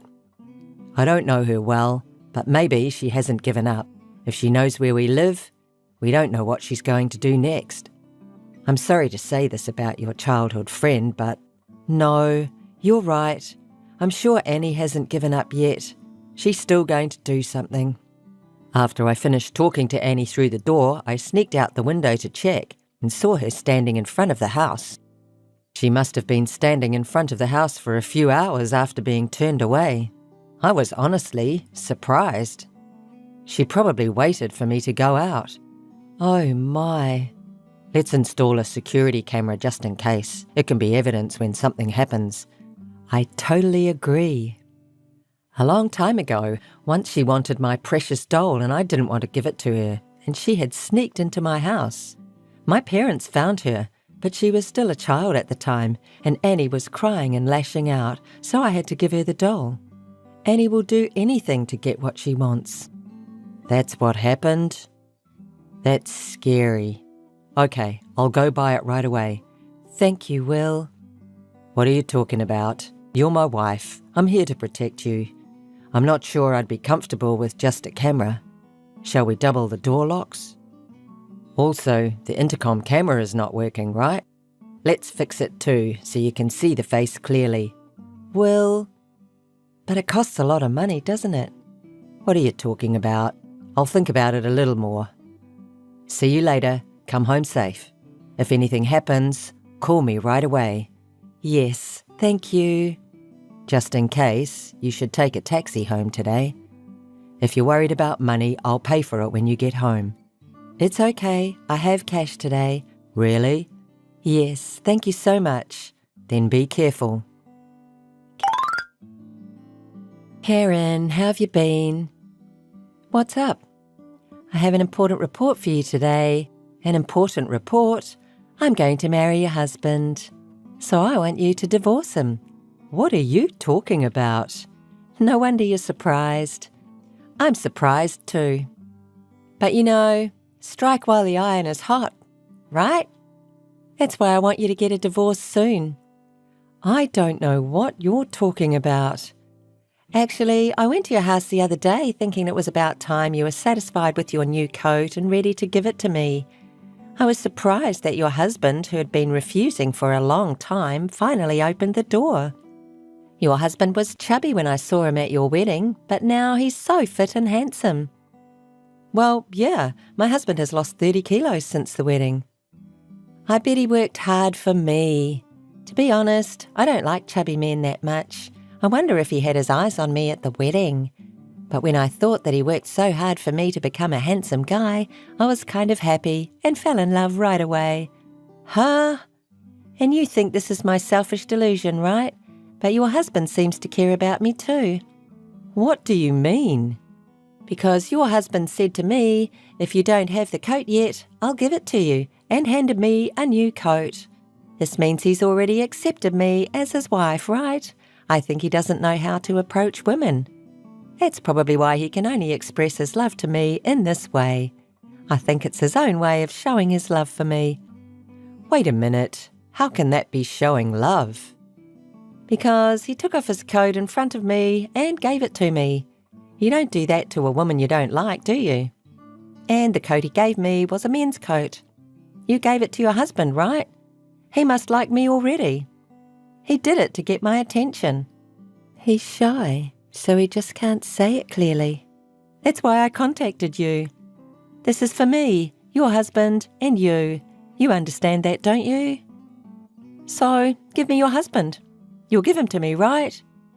Annie, I've had enough. Can you prove that my husband likes you? I think I'm pregnant with his child. This is proof that he loves me, so get a divorce soon. And for the baby too. Pregnant? You can't be. Enough with the obvious lies. It's true. You won't believe it right away, but I'm not lying. I said enough is enough. Hey, my husband is in Europe on business right now. And yet, how could you be pregnant with my husband's child? Karen, don't be a liar, okay? Because I actually met him. I'm not lying. He's been on a business trip abroad for 4 months. He's never been back for 4 months. You must have had an imaginary pregnancy. And you said he gave you a coat, but he wore it on his business trip. That's why I gave him the coat. His business trip will take at least 6 months, as long as a year. I gave him that coat as a gift so he could stay warm enough and that he wouldn't be embarrassed to wear it there since he doesn't know much about fashion. I was certainly lucky to get my coat too. That doesn't mean I'm going to give it to you. You're so stubborn. I'm only saying I met your husband recently. It's crazy to say he's been on a business trip. And earlier, when I said how fit and handsome he had become, you didn't deny it. Don't lie anymore. He lost weight because he was working out for a long business trip. He used to run and go to the gym every day, so he lost a lot of weight. So who the hell gave me the coat? Maybe, Karen, are you cheating? No. You met my husband's younger brother. Brother? Yes. You and my husband talked through the door, right? At that time, my husband, who was worried about your behaviour, asked his brother, who lives near the university, to stay home while I was away at work. And I just got a message from his brother. What does he say? Suddenly, a woman came to the house, a person who claimed to be a close friend of my sister-in-law and brother, and said that she had come to get a coat, but I didn't know anything about it. So when I showed her the cheap coat I had brought, she said, "That's it," and she looked so happy that I gave her the coat. I knew right away that she was the one who was annoying both of you. So what I'm wearing now is a cheap coat? Hey, what am I going to do? I'm going to eat at a fancy restaurant with my friends after this. You're going to make a fool of yourself. Good for you. For what? You got a coat from a handsome guy. You should thank me. What a joke you're talking about. I already bought a bag that fits this coat. What are you going to do for this? I can't help it if you say that to me. I may have told you before, but you wanting everything from other people is insane. You should rethink your habit. I can't take this anymore. I don't want to see your face for the rest of my life. So don't contact me again. Hey, Karen. You told my parents everything. What did you do? What? You told my parents everything that happened. They even passed along false stories about my pregnancy, which led to my parents misunderstanding me and telling me I had mental illness. No matter how much I try to explain that it's a mistake, they don't believe me at all. And eventually, they're going to send me to a relative's house for medical treatment. Oh, isn't that better? Huh? That's better for you. What are you talking about? You said something to them. That's right. I showed them the security camera I installed in my house that shows you every day and convinced them that it might be better for you to have medical care. Because you've been wandering around in front of my house for 4 months, and at one point you've even tried to get in, right? I told them it must be because you have some kind of mental illness. I'm sure Annie herself would deny it, but these illnesses are often unnoticed by the patient. What? Also, my brother's husband accompanied me to testify, and your parents believed it so easily. That's a lie. Your parents apologized to us for bothering us. As a childhood friend, I told them I was really worried, and they were in tears. Your mother was shocked, saying you used to be a friendly daughter and was so proud of you. Karen! What? I'm really sorry. I'm going to apologize for everything, so tell my parents I'm normal. Otherwise, I'd really be taken to the countryside. Me and you, right? Please, Karen. I apologize for everything about the coat and your husband. I couldn't stand that you had something better than me. You used to give me everything I wanted right away, but you wouldn't give me the coat at all, so I got fired up. I'm really sorry. Are you really willing to apologize? Huh? Can't stand me having better things? I gave you everything. Come on. Ever since we were little, every time you begged me, I hated it. My favourite toys and the dolls I loved, everything was taken by you. Not if you cared for it, but you threw it away as soon as you got tired of it. I knew it. I'm sorry, Karen. I didn't know you were so bothered. Annie, you're insane. You need to get treatment. Don't say that. Wait a minute, Karen. I hope you go to the countryside and be decent. I'll never see you again. Karen, please. Don't abandon me. Karen. Annie was then sent to a country town where her relatives live, and she's said to be living with relatives who are more strict than Annie's parents, monitoring her behaviour to make sure nothing happens to her. She's also had her phone taken away and is apparently not allowed to call or contact anyone without permission. Of course, I never hear from her, and since there is no train service in the country town, she has to ask her relatives to drive her to the station. But Annie's parents told me that wherever she goes, one of her relatives had to stay with her in case something happened. Her parents told me not to contact Annie as much as possible because if they didn't go that far, Annie's illness wouldn't be cured. Of course, I won't contact her. My husband's brother didn't get the coat back from Annie after all, so we tried to give him a new coat. But he didn't wear a coat very often and he didn't think it suited him, so he said it's okay and politely refused. By the way, the photos that Will sends me every day show the gorgeous streets of Europe and Will wearing the coat I gave him. Hello, Lily. Excuse me, but who are you? I'm Helen. Didn't Peter tell you? Oh, you're his mistress, aren't you? Why did you call me? Do you need anything from me? Are you surprised by my sudden call? Yes, but I'm sorry. I need to tell you something. What? Please stop bugging me. What do you mean? Don't play dumb. When will you divorce Peter? I'm waiting for you.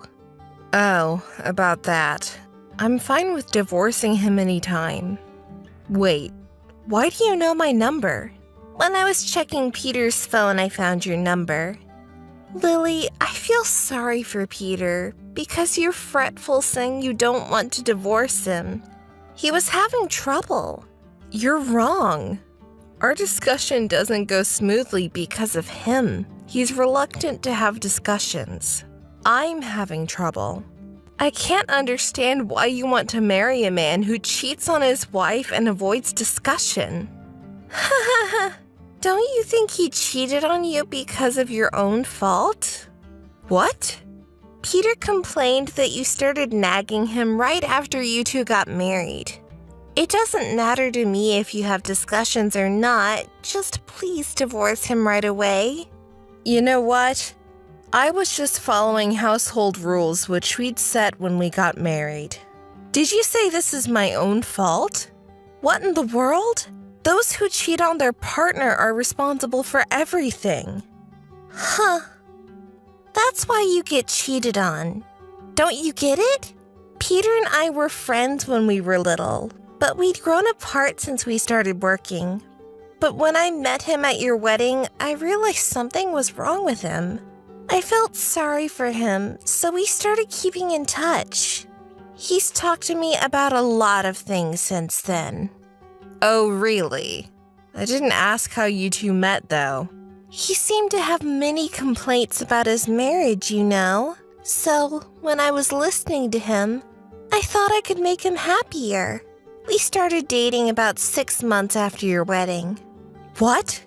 6 months? That's right. I knew he had been cheating on me, but 6 months is too soon. That's true, LOL. But Peter seemed happier being with me than with you, LOL. I see. I'll be 32 soon, so I want to have children.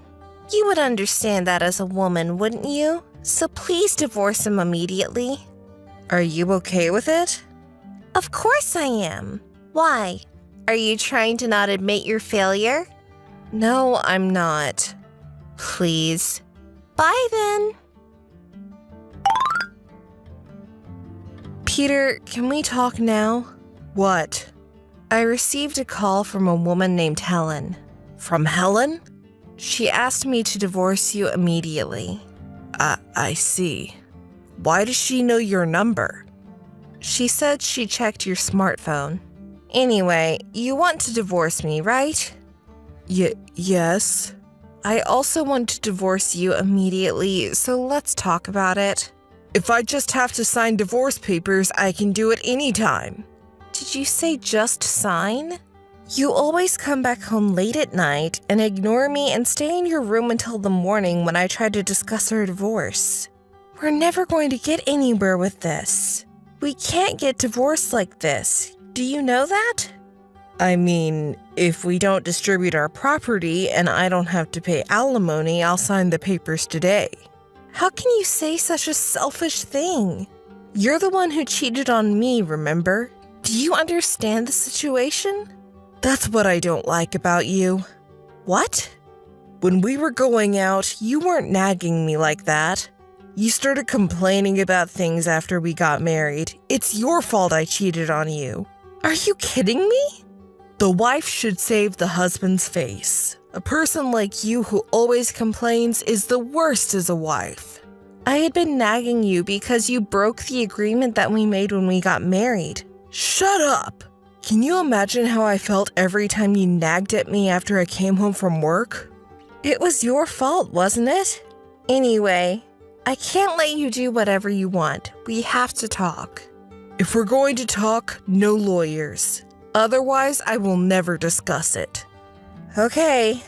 If it's just the two of us, you'll be selfish and we're not going to get anywhere.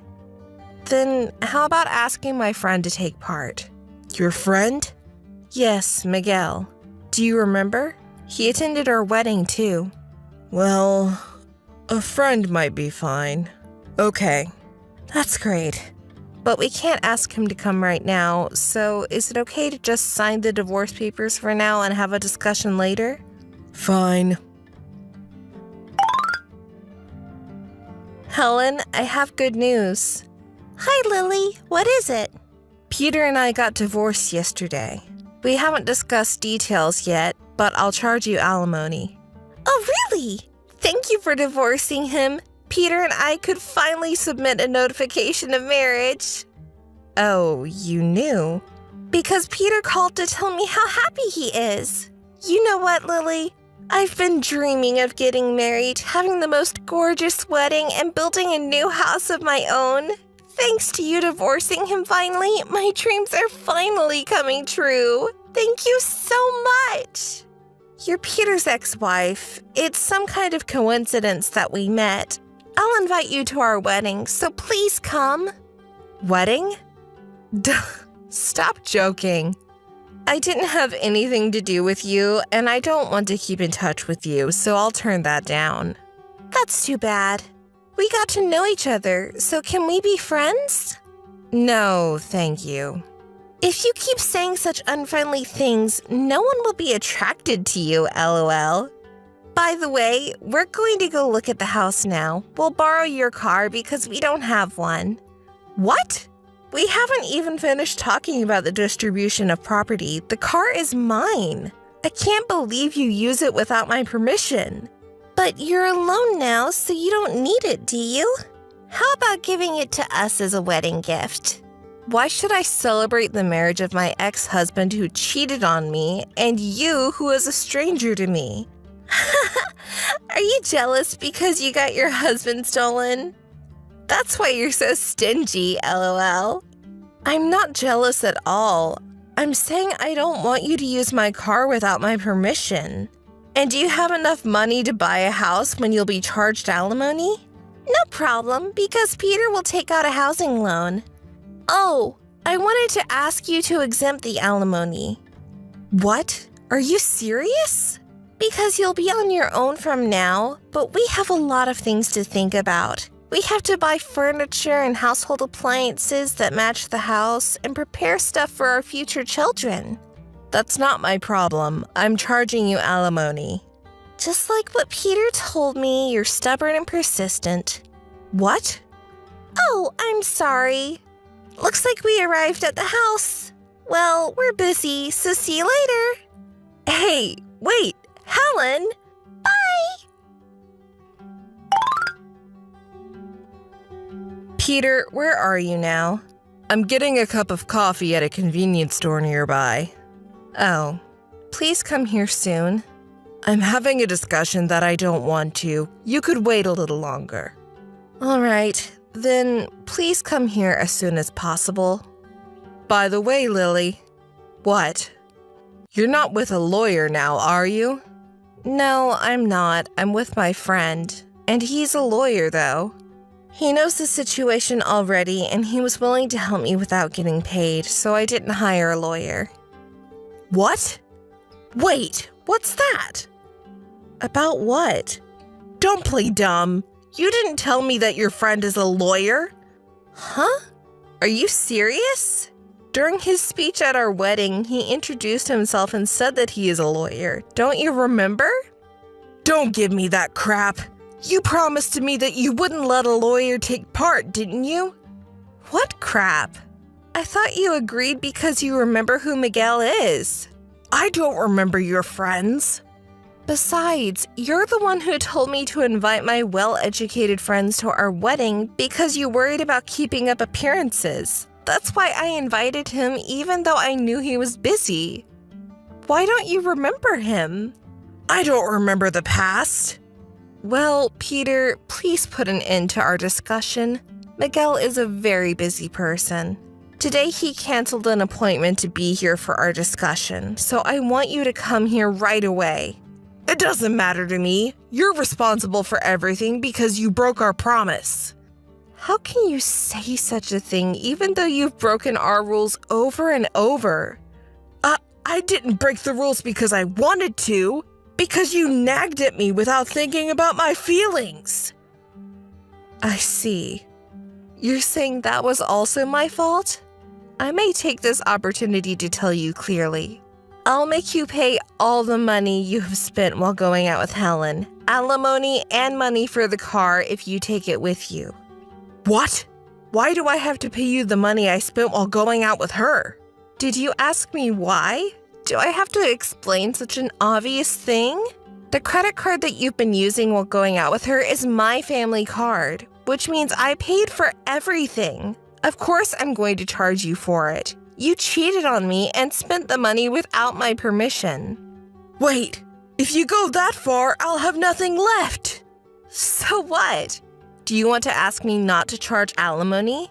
You say the same thing Helen did. Don't say that it was my fault to be cheated just like she did. No, that's... Oh, some things will be left for you. What? A lovely mistress whose name is Helen, and debt will be there for you. Don't talk rubbish. Are you making fun of me? If it offended you, I'm sorry. Anyway, let your friend Miguel leave. Otherwise, I won't have a discussion. Oh, really? Then I have an idea. What? I'll tell Miguel that you walked away again. No, I didn't walk away. I'm just asking you to make your friend leave. Yes, so not as a friend, but as a lawyer, I will let him charge you alimony, so be prepared. What? Wait a minute. Then bye, Peter. If you change your mind, come over right away. We can't wait for long. Lily, you! Hey, what's up? I heard from Peter. It's unfair to betray him and let a lawyer take part. He seemed to be hurt.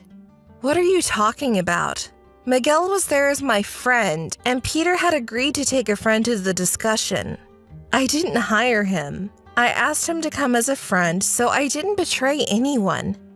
I can't believe you betrayed your husband with such a quibble. He's my ex-husband. We already got divorced, so we're strangers now. Do you want to get alimony even if you have to make a foul play? Yes, because it's the best way to get revenge on the ex-husband who had cheated on me. Isn't it a natural thing to do?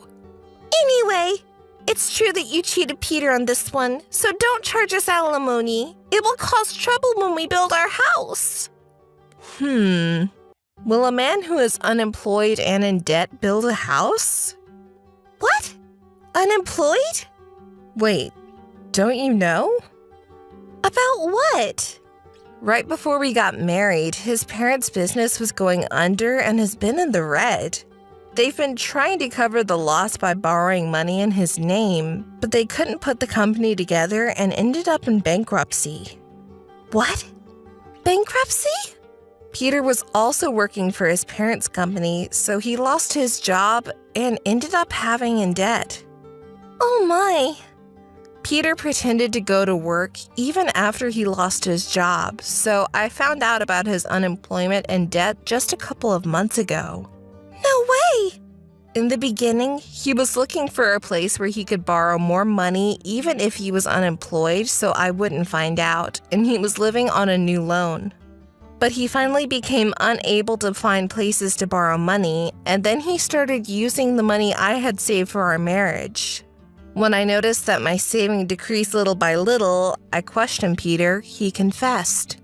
So, you started nagging him because I couldn't let him stay unemployed. I was just saying things regarding unemployment and the settlement of a debt. Oh no! The amount of debt is huge, and he's still unemployed if he's not working, isn't he? I think it's impossible to build a house. Oh, but that's right. What? We can go bankrupt to make it a wash. Yes, we can do that. Bankruptcy? If you do so, to buy a brand new house, you will have to pay all at once in cash. What? All at once? Yes. Also, it'll be hard to get a credit card if you go bankrupt. What?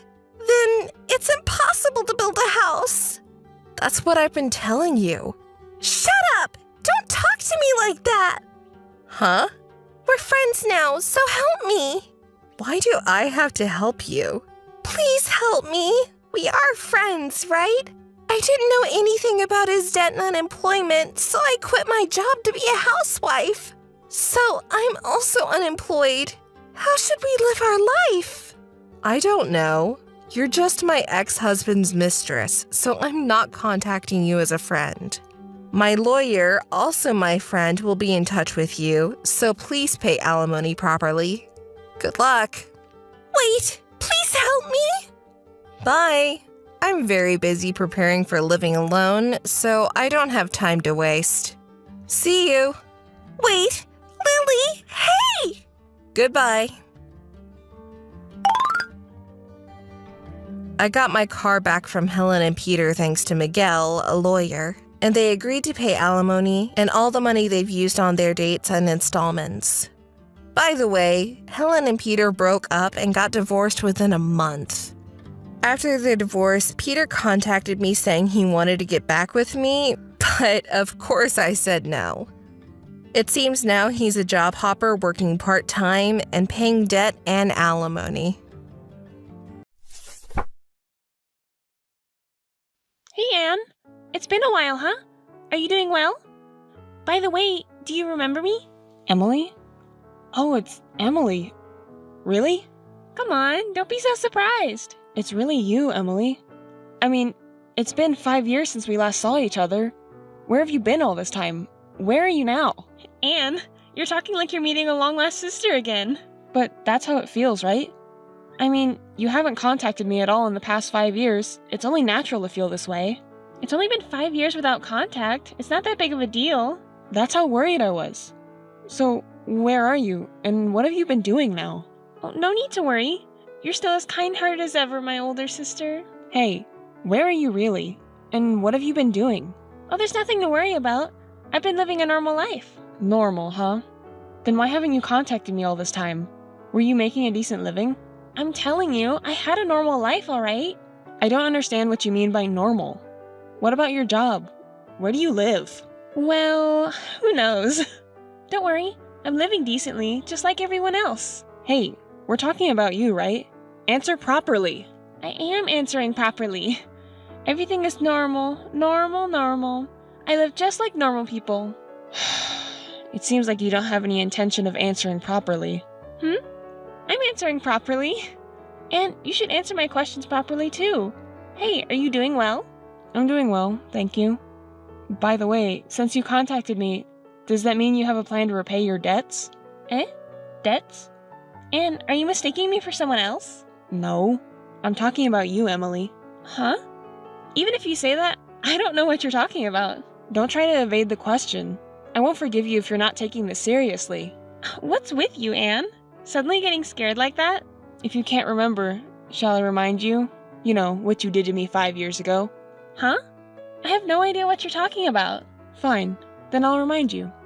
5 years ago, you eloped with my then-boyfriend, William, and even took my money deceitfully. I was foolish enough to believe you, saying you were in an accident and were in trouble.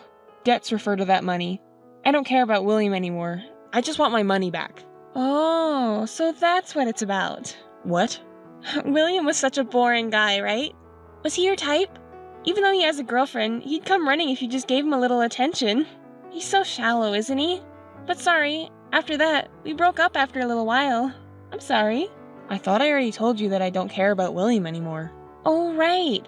I thought you might still have feelings for him since it seems like you didn't get a chance to say goodbye properly. I don't care about that anymore. It doesn't matter who you date or marry, I couldn't care less. But you see, the money you ran off with, that's not going to fly. I don't have any money left, you know? I spent it all a long time ago. Clearly, I don't have any money to repay now. You tricked me into taking such a large sum of money and you can't even repay it? Can you explain that to me properly? Huh? You should know well about my reckless spending, Anne. You used to give me pocket money when I was little because I ran out. It's completely different now compared to then. Even if you say that, I don't have nothing, you know.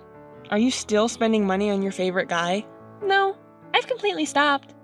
After breaking up with William, I used the money you gave me to celebrate my favorite guy's birthday.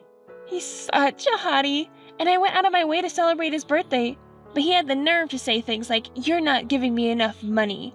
Can you believe it? No wonder I got furious. And then the manager came over and said, "Please stop causing a scene in the store or we'll have to ban you." Acting all high and mighty, I confronted him about how much I'd been supporting him, and it turned into a commotion. Are you still doing such things? I'm so disgusted. I can't even say anything. Huh? Even you're saying that, Anne? Clearly he's the one at fault. Well, it doesn't matter anymore. So, how are you making a living right now? Do you have a job? Well, actually, no. What do you mean? Do you want to know? Oh, come on, just tell me already. Jeez, you're such a buzzkill, Anne. Fine, if you insist, I'll tell you. You know what? I had a fateful encounter. Huh? A fateful encounter? Yes, that's right. He's just perfect in looks and personality, exactly as I imagined. We started living together right after we met. Hold on a second. You mean you've been living together for 5 years already? Yep, that's right. And now guess what? I'm pregnant with his baby. What? I never saw that coming. I couldn't have imagined it would go this far. Well, here's the thing. Now that we're having a baby, we were planning to get married, but he just lost his job and now we can't get married. We're also struggling with money. Wait a minute. What's that? He's unemployed? Yeah, he is. Is there a problem with that? Well, there's definitely a lot of problems with that. I mean, someone who's about to become a parent being unemployed? I thought your fateful encounter would be someone more stable. And he lost his job? Wait, is this some kind of joke? Anne, isn't that too rude? He's unemployed now, but he's actively looking for a new job. He was pushed to quit by his manager who kept finding fault with him. Are you okay with that? I think he's just incompetent and got fired. What? I told you not to say rude things, didn't I? He's my destiny, you know? Well, that's the thing. Being destiny or not is besides the point. He's doing his best now, so don't just say whatever you want. By the way, Anne, I have a favor to ask you. I have a bad feeling about this, but I'll listen anyways. You see, our household finances are really tight right now. My boyfriend hasn't found a job yet, and we're in serious financial trouble. So? Don't tell me you're asking for money again. Well, I could ask you, but I know you won't lend me any money. Of course I won't. It's obvious. So, I was hoping you could help me go back to our parents' house. Why me? Ask them yourself. Oh, please, Anne. If things continue to go like this, I won't have enough money to give birth to the baby or raise it. So if you're really struggling that much, tell her parents properly yourself. Why should I? How am I supposed to talk to Dad and Mom now? It's going to be so awkward. They'll definitely be mad. Well, that's understandable. That's why I'm asking you, Anne. Can you please persuade them for me? I can't survive with my baby like this. Wait a moment, hold on. Did you really forget what you did to me 5 years ago? You stole my money and my boyfriend and ran away, remember? And now you're coming to me for help? It's really annoying. Anne, your only sister is in such a difficult situation. Even if you say that, you deceived me in the past. Oh, but this time it's true. I'm really in trouble. You're the only one I can rely on, Anne. Give me some time to think. I'll let you know once I've made a decision. Oh, absolutely. Please call me. I trust you, Anne. Hello, sister-in-law. Have you talked to your parents yet? The day to remove Emily's apartment is approaching. What are your parents saying about it? Who are you? What are you talking about? Oh, come on. Don't play dumb. Emily asked you, right? Convincing your parents? Haven't you done it yet? I'm sorry, but who are you? It's rude to contact me out of the blue without introducing yourself. Oh, it's me. I'm Peter, Emily's fiance. You're Emily's fiance? Yes, that's right. But more importantly, did you talk to them? Emily's worried too. We won't be able to live in the apartment soon, and she's crying every day. Can't you let go of Emily's past theft incident? Don't be stubborn about it. She's pregnant now, you know? Isn't it sad to see your only younger sister in this situation? Is that all you have to say after contacting me for the first time? What do you mean? I'm saying there must be other things you need to say. Wait, was there anything else? We've been waiting patiently because you said you would talk to your parents and convince them. But since we haven't heard back from you at all, I had to contact you like this. Besides, she's carrying a baby, you know? Emily cries every day holding her belly. That's a completely different issue, isn't it? Contacting me out of the blue without introducing yourself or even giving proper greetings to your fiance's family. Isn't the story of Emily being pregnant a completely different matter? It's just too rude, and it makes me question your common sense. I'm sorry, but I can't trust you. Oh, I see. You're just like Emily described. What? What do you mean? So you're her only sister, right? Then instead of trying to make some common sense argument, why don't you try being nicer? She's not a criminal. She's your one and only sister, right? In a family, it's important to forgive each other at times. Don't talk to me like you know it all. You're being so arrogant. Let me tell you, no matter what you say, your actions don't follow through, so you have no credibility. And another thing, you keep talking about her being my only sister and how family should be, but I don't think of her as my sister anymore. She's caused me a lot of trouble in the past. It's not just about the money she took from me. She's also sold my clothes and accessories without permission and begged me multiple times for money because she spent it on men. I've lost count of how many times she's caused me trouble. I have no intention of taking care of her anymore. But that's all in the past, right? Can't we just let bygones be bygones? After all, she's your cute little sister, isn't she? You have no right to say that to me. You keep saying this is about the past, but she's never been held accountable for all the trouble she's caused me. She always dodges when confronted, just like this time. She suddenly calls me, but refuses to face her own past and just laughs it off. That's who she is. At this point, no matter what you say, I will never forgive her. Wait a moment. Emily has stopped playing around. She's reflected and changed. Can't you acknowledge that? I can't believe for a second that she's changed. What a cold-hearted sister you are. Poor Emily. She's deeply reflected and changed, but you won't acknowledge it. Besides, you've always been like that, so doesn't that make Emily even more repulsed because you won't accept her? And why should I be blamed by you? You know, even within a family, there are things that cannot be forgiven. She crossed that line. It's useless to say anything anymore. You say she sold your things, took your money, treating your sister like a thief even though you're family. In the end, it's all about money, isn't it? You talk so convincingly and call yourself a sensible person, but you're just obsessed with money. Calling the victim a money grubber? I don't think that's a humane way of thinking. Are you missing something important, just like my sister? You are indeed her destined partner. What? Are you making fun of us? If you really feel sorry for my sister, why don't you tell her? If you want forgiveness so badly, start with an apology and repayment. And while you're at it, please come back after fixing your disrespectful attitude. I'm trying to be modest here, but you're so cocky.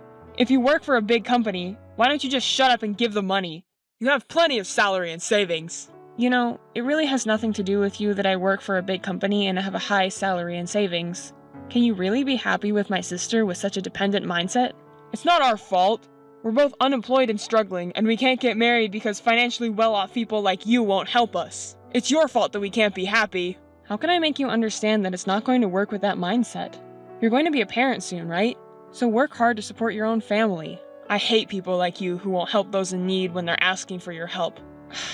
Even after I've told you this much, you still rely on others. I can only imagine what my sister's married life must be like. I also hate people with dependent and helpless attitudes like you. Enough! We'll convince your parents ourselves. Please, do as you wish, if you can.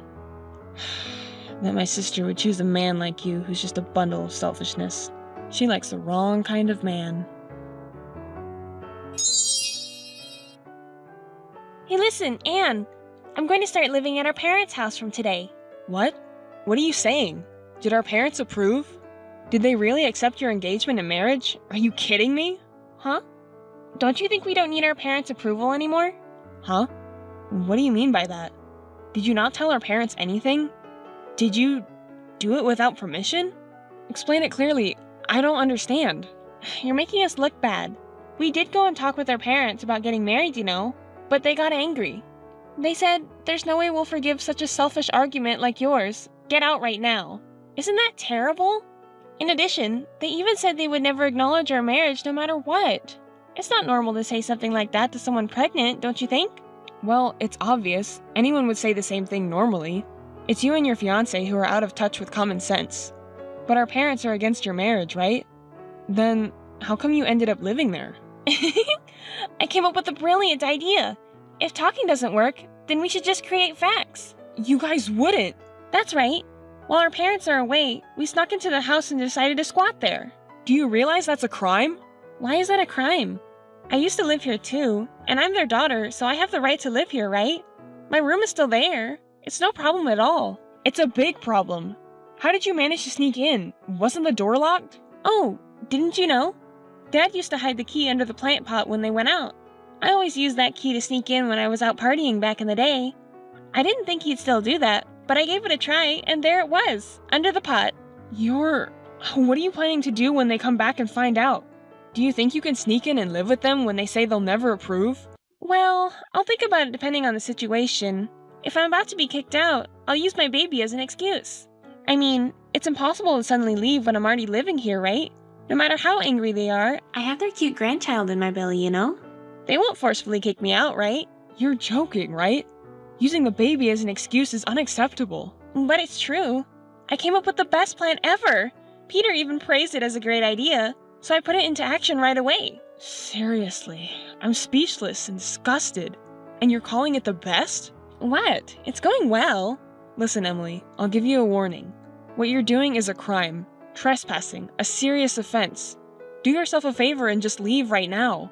If you leave before they find out, you might still get away with it. Oh, Anne, you're so over the top. Trespassing? A crime? I just came back to my parents' house, that's all.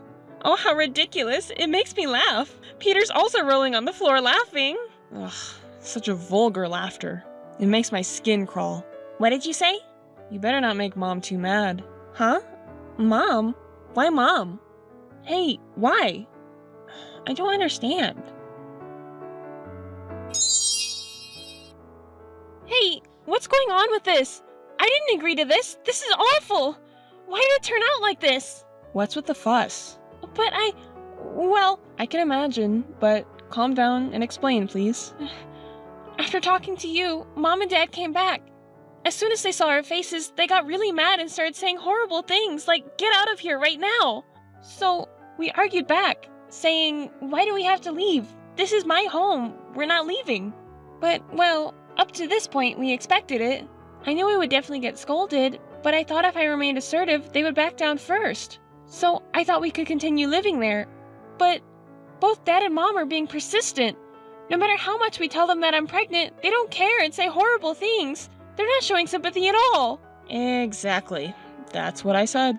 But still, this baby is their grandchild, right? It would be nice to live together. Even if I say that, all they do is get angry. They were angry about me suddenly showing up pregnant, and then Peter got angry too and pushed Dad, saying, "Why are you so unreasonable?" I tried to stop him because I knew it was bad, but I was too late. And then Mom, she suddenly slapped Peter's face hard, and Peter fell to the floor. I knew it would happen. That's why I said it. Don't make her mad. I don't get it. What's up with Mom's behavior? She was never like that. What on earth has happened? Actually, they both seriously started working on anti-aging recently and started going to the gym together. They just love it. Huh? The gym? Yeah, and Mom got really into it. Dad just does light exercises, but Mom is into boxing. Boxing? Peter, is his nose okay? Is it broken? Well, I don't think she takes the kind of serious training that a professional would, so her combat skills may not be that high. But I believe she has enough ability to take down weak men around here. After all, Mom used to slap us without hesitation if we did something wrong. She's not the type to hesitate to fight an intruder who breaks into the house suddenly, right? Did you forget? I didn't know about that. And I never would have dreamed that Mom would be boxing. And you could have told me. I think 5 years ago she used to slap you crying because of your reckless spending. But still, Peter was left dumbfounded and useless after being beaten, and you know what Mom said to us? "Get out of this house right now. If you have any complaints, come at me any time." That's not something you say to your daughter. I'm so scared. I didn't even have time to pack my things. I just ran away. Your fiance is quite pathetic too. Hit by Mom and crying like that? He used to talk so big. So, where are you now after running out of the house? I'm hiding in the nearby park. Hey, Anne, do something. Mom is misunderstanding something. Please talk to Mom, Anne. Even if you say that, didn't I tell you? Apologizing and repaying for what you've done so far should come first. I don't even have enough money to live on, so how do you expect me to pay you back? Even if you get angry and throw a tantrum, it won't change anything. Instead of staggering around, why don't you both start working seriously? If you don't even have a job and plan to live on other people's money, you're in for a rude awakening. Don't say things that push me away like that! I've been telling you this from the beginning, right? You're going to become a parent too, so stop relying on others and start living on your own. Wait, Anne! I really don't have anyone else to rely on. Please don't abandon me. Fine then. Shall I at least give you some wedding gift money? Really? You'll give it to me, Anne? Well, in that case, I need about 500,000 yen as a start. I thought so. But come to think of it, you still haven't repaid the money you swindled from me. So, let's consider it offsetting with the wedding gift money. What? That's not fair! You liar, Anne! How heartless of you! Right back at you. Well then, this is the final goodbye. There's no point in contacting you anymore. I'm going to reject you from now on. Wait, Anne! Don't hang up! Wait, I'm telling you! Anne!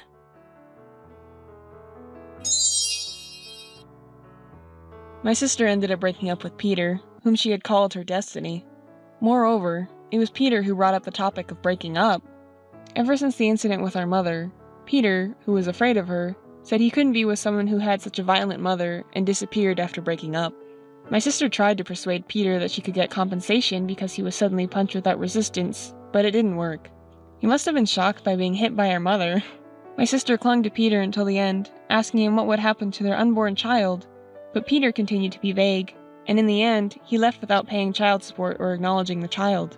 Now, why do I know this story? Well, it's because Peter himself contacted me. When I asked him what he was going to do with my sister, he said he wanted to start his life over from scratch, and that both my sister and the unborn child were in the way. I was speechless when he asked for my support. He asked for a small loan of money to help him become self-supporting. Unbelievable, right? What a messed up guy. I yelled at him, "How dare you, the man who abandoned my sister," and rejected him. So I don't know what happened to both of them after that. My sister, who was left by her supposed soulmate, became a single mother, but who knows how it will turn out.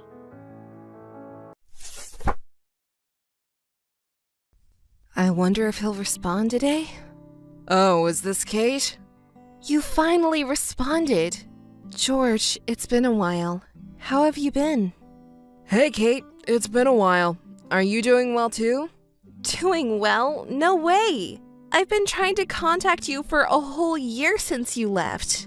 Why did you keep ignoring me even though I contacted you so many times? Shut up! It was because you kept complaining. I had reasons to complain. You said, I'm going to work seriously and find a good job, so help me out. That's why I lived with you and paid all the living expenses. Everything you say is a lie. I don't trust you anymore. It's not a lie. I was looking for a job for a long time. No job suited me. There's no job that someone like you can do. And on top of it off, you suddenly disappeared and were completely unresponsive for a long time. I have reasons to complain. At that time you said, never come back again, so I did what you said. You have no reason to complain.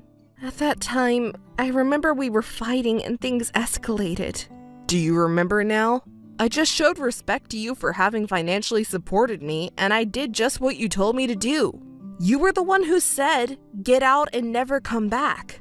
I just did what you told me to do, so it was not my fault, right? Then why did you ignore my calls? I called you so many times. Because you were annoying. Annoying? I'm always angry because of you. Oh, I don't want to hear it anymore. By the way, you called me today because you have something you wanted to ask me about, didn't you? Are you feeling lonely? Do you want me to sleep with you? Don't say stupid things. I just wanted to confirm something with you today. What is it? I received a wedding invitation from a subordinate at work. Someone beat you, and are you feeling lonely? No, don't tease me. You should listen to me seriously for a moment. What? Is there anything wrong? The groom has the same first and last name as you. George is a common name, but the last name is not, right? I don't think it's you, but just in case, I wanted to confirm. It's not you, right? Do you want to know? Huh? I'm asking if you really want to know. You're still an irritating man. That's fine, it can't be you. I must have been crazy to contact you after all this time. Talking to you makes me angry. Goodbye, and don't ever contact me again. It's me. Huh? I'm the one who's going to marry Trish. Ugh, you're lying, aren't you? Why can't you believe it? Trish has fallen for me. I don't want to boast, but the company I work for is a large corporation. She got hired there, so she shouldn't be stupid. I can't imagine her falling for a scum like you. Don't call me a scum to my face. Who was the one attracted by that scum until a year ago? Anyway, because you kicked me out, Trish and I could meet fatefully. Trish was kind enough to welcome the pitiful me who you kicked out at the house. She's so nice, unlike you, isn't she? What nonsense are you talking about? Have you been at Trish's house ever since then? Yes, that's right. Trish is financially supporting me while I look for work. She's impressive, even though she's 5 years younger than you. I supported you financially until a year ago, didn't I? That's why I'm grateful. Because I'm grateful, I left as you told me to, right? Talking to you makes me irritated. I can tell that Trish will definitely have a better career than you. Huh? What's your basis for saying that? Not to brag, but I'm one of the top performers in the company. I know that, but you get angry easily, right? That's because you always... Unlike you, Trish is kind and considerate, so when I proposed to her, she happily accepted it. I'm so grateful that she's willing to marry someone like me. You're lying, right? Huh? What, are you making a false accusation? Did you say I'm lying? If you're still being supported financially, then you haven't found a job yet, right? Trish isn't stupid enough to marry a man like that. You're deceiving her, aren't you? Don't say something so rude. It sounds bad. I'm making efforts for Trish with my whole heart. Unbelievable. I have to tell Trish that she's being deceived. What? Don't do anything unnecessary. I'm not causing you any trouble, right? Trouble? That's not the point. Anyway, don't do anything unnecessary. The two of us will be happy together. Oh, are you feeling lonely? Frustrated? If you agree to do it secretly from Trish, I'm happy to spend a night with you. Don't be ridiculous. Even the stubborn Kate is cute. Stop it! Okay. Well then, just look enviously at us. See ya. Wait a minute. He's such a scum as always. I have to hurry and let Trish know. I have to stop the marriage. Trish. Hey, Trish. I know you're busy, but there's something urgent that I need to tell you. Oh, hi, Kate. I'm sorry, but I'm working overtime now, so I'll call you back later. I know you're at work, but this is urgent. I have something to tell you right now. It's about your fiance. What about George? Do you know anything about George? Yeah, we're acquaintances, but that's not important now. It's difficult for me to say this when you're already engaged, but you should not marry him. Huh? It's too sudden. Can you tell me why? As it says on the invitation, the wedding date and venue have already been decided. I don't know what George has told you, but actually, he was living with me until a year ago. What? Really? Yes, it's true. Even when he was living with me, he didn't work and just played around. He was fully depending on me, you know? He kept lying to me that he was looking for a job and kept asking me for money to go out and have fun. You're lying, right? You may wish I was lying, but that's the truth. I had been financially supporting him all that time, and then we had a little argument, and he left me all of a sudden. Trish? Oh no, it makes me laugh. Oh, I'm sorry. It was so funny. I just couldn't help but laugh. What's so funny? Well, the thing is, I know everything. Huh? Wait, did you hear it from George? Of course. I see. Well, that makes everything simple. George is a scum who takes advantage of women. It's better to not marry him. Oh my god, that's hilarious. You're so desperate. Are you upset because George was stolen by me? That's not it. Don't misunderstand me. I don't care who's going to marry George or what he's going to do. I don't have any romantic feelings towards George anymore. But because you're the one he's marrying, I just wanted to stop. Trish, you're my important subordinate. so I'm just giving you advice. If you marry a man like him, you'll only be unhappy. You should reconsider. I know this because I was deceived by the same man. So please, you're smart enough to understand, right? How funny. You're my rival. Huh? What are you talking about all of a sudden? You're always so calm and collected, smart and good at your job. I've always looked up to you. Thank you, but that's not the point here. Oh, don't you understand? Was your reputation as a smart and capable person in the company just a mistake? You're fueling my anger. Could you please explain it to me? A smart person? So, it's about achieving my goal. Even though you're smart and good at your job, you still don't understand that? There's no way I can understand. What are you talking about? If you don't understand, let me explain. I stole your boyfriend, George. That means I have the upper hand over you. Don't you understand? You approached George for that purpose? It's too late for you to realize that now. I don't get it. Can I ask you a question? Oh dear, is there something that even someone as smart as you doesn't understand? Go ahead and ask me. I'll teach you. Are you perhaps stole my ex-boyfriend to feel superior to me at work? Of course. Of course?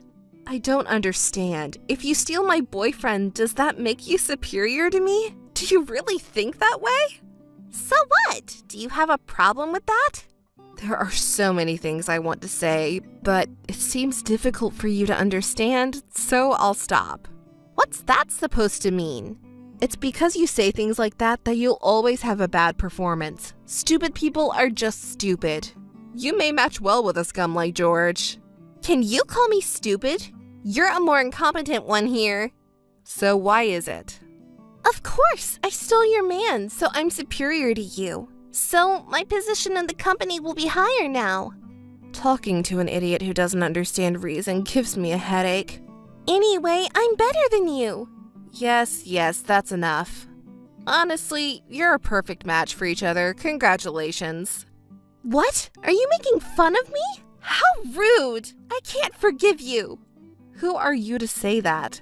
Oh, you want to climb the career ladder in the company, don't you? So what? Should I suggest it to our boss? What? Is it okay? Are you perhaps a good person? Trish took my ex-boyfriend away, so she's more capable than me. Can you give her a higher position in the company? That's what I'm saying to our boss. What do you think? What? Is it okay? You're so kind. I'm saying this sarcastically, but are you really okay with that? Of course. Thank you. Okay, I got it. I'll tell our boss tomorrow. I hope you can climb the ladder. Yay, I did it! Kate admitted defeat! I won! Of course. Thank you, Kate. Say what you want, but don't blow your own horn too much. Hey, Kate, can I ask you something? George? I didn't know you were someone who contacts me so frequently. I didn't contact you just to hear your sarcasm. I don't have time to waste on idle talk with you. What do you want? Did you do something bad to Trish? That sounds bad. What are you talking about? She quit the job yesterday. What did you do to her? Oh, I just asked my boss to put her in a position similar to mine as she had requested. My boss misunderstood that I'm going to groom a successor and promoted her to the same position as me the next day. Yeah, she seemed excited about the promotion at first, right? I even told my boss that she could be my boss after seeing her work. Did you go that far? But recently, she's been complaining a lot about how work isn't going as she hoped. Didn't you help her? Of course not. We have the same position now. She's a sweet subordinate, right? You should have helped her out. She's not anymore. She's in the same position as me. And she's also the woman who stole my man and fueled my anger. If she was a subordinate, I would help her, but in the same position, we both have to complete the same task. Poor girl. She cried saying she was demoted because of you. It's not my fault. It's her responsibility to complete the given tasks. You wouldn't understand having never worked for a company before, but it's how the company is. You're looking down on me. I've never been officially employed because I didn't have to. I have plenty of women who financially support me. Besides you. It seems that it's tough being popular, huh? But still, couldn't you have helped her out a little?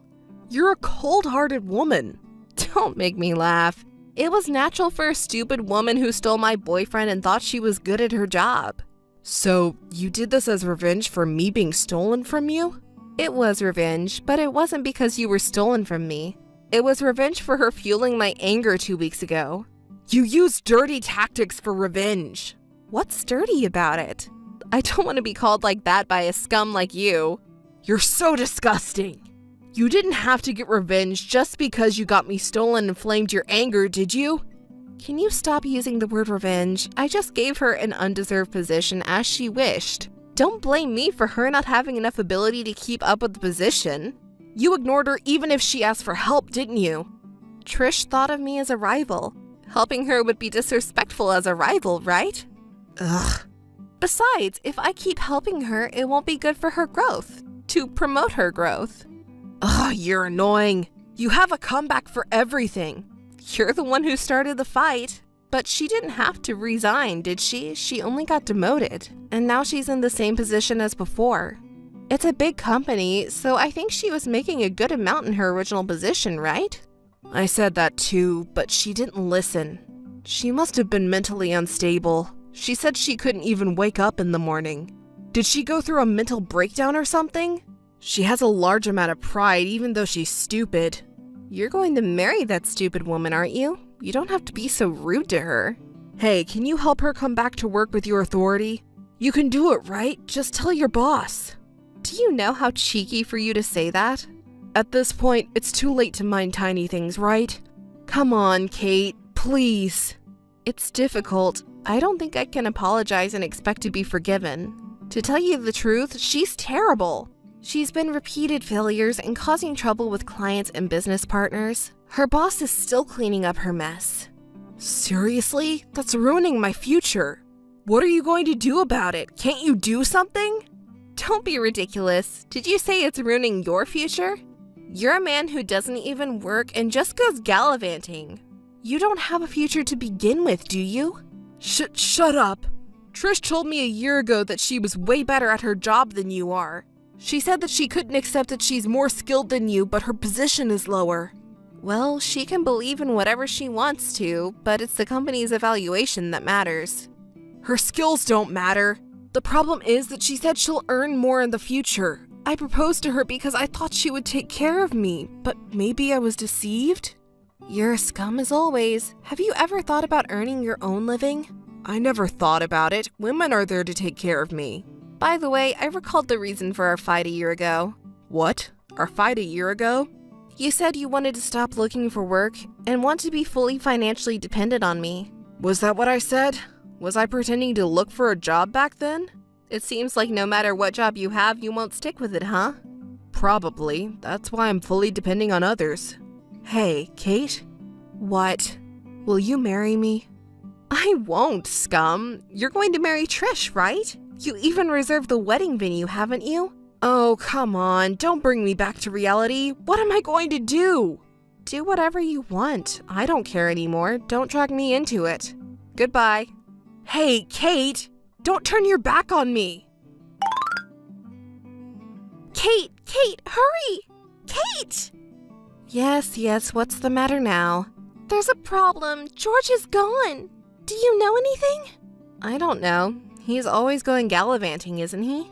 Yes, but he usually comes back when he runs out of money. But lately, we've been spending a lot because of the wedding, and I didn't give him a lot of money, so he should be back by now. And tomorrow is the wedding. Oh, is it tomorrow? Well, he's not coming back then. Wait a minute, don't be so cold-hearted. Please help me look for him. I'm about to cry. I'm sorry. That's tough. Can you tell me where he might have gone? And if you could come with me to look for him, that would be great. You're also quite cheeky. After causing so much trouble, do you still have the nerve to make that request?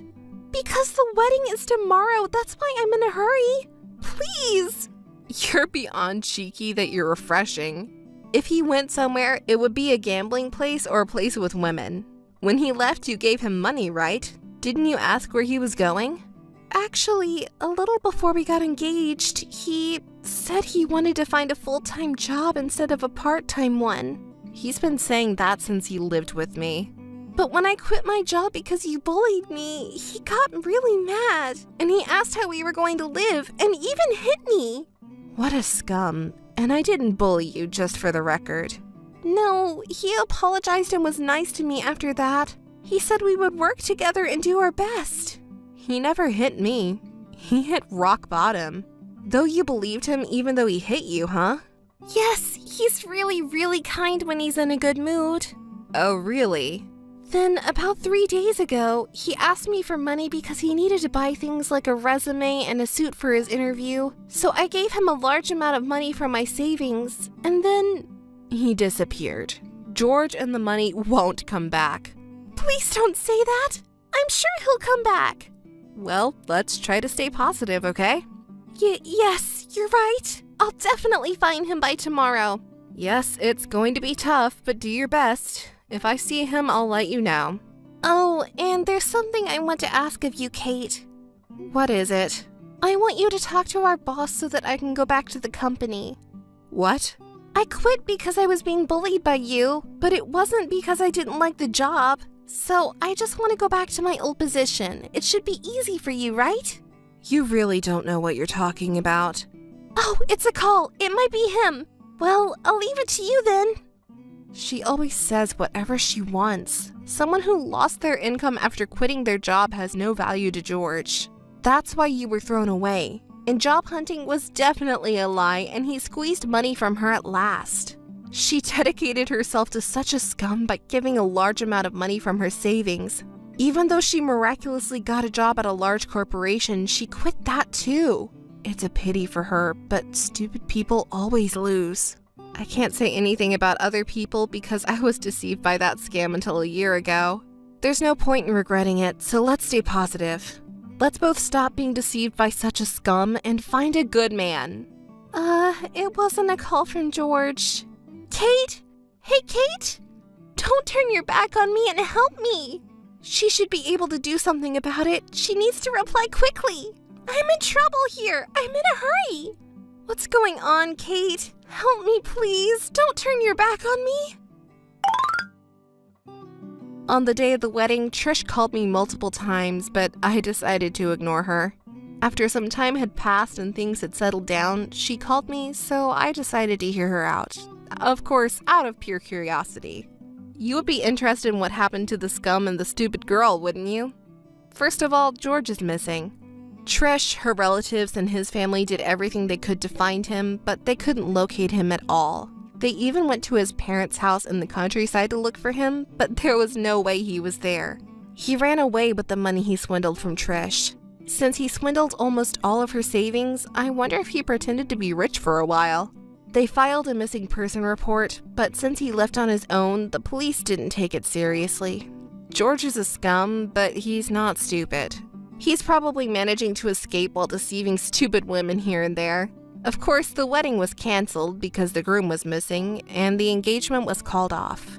They couldn't cancel the reservation because it was the day of the wedding, so they were left with a huge bill to pay. Trish was scolded quite a bit by her parents and relatives. But it's not fair to blame the poor bride who was abandoned by the groom. The anger of the relatives was directed towards George's parents because they couldn't find him no matter how hard they looked. Now they're accusing his parents of unilaterally breaking off the engagement. At first, George's parents supported this and declared that they would bring their son back no matter what, and they did everything they could to find him. However, despite all their efforts, George could not be found, and in the end, his parents also became untraceable. I've never met his parents, but they don't seem like honest people. Trish has completely lost track of George. Trish's parents and relatives are at a loss. Then a shocking fact comes to light.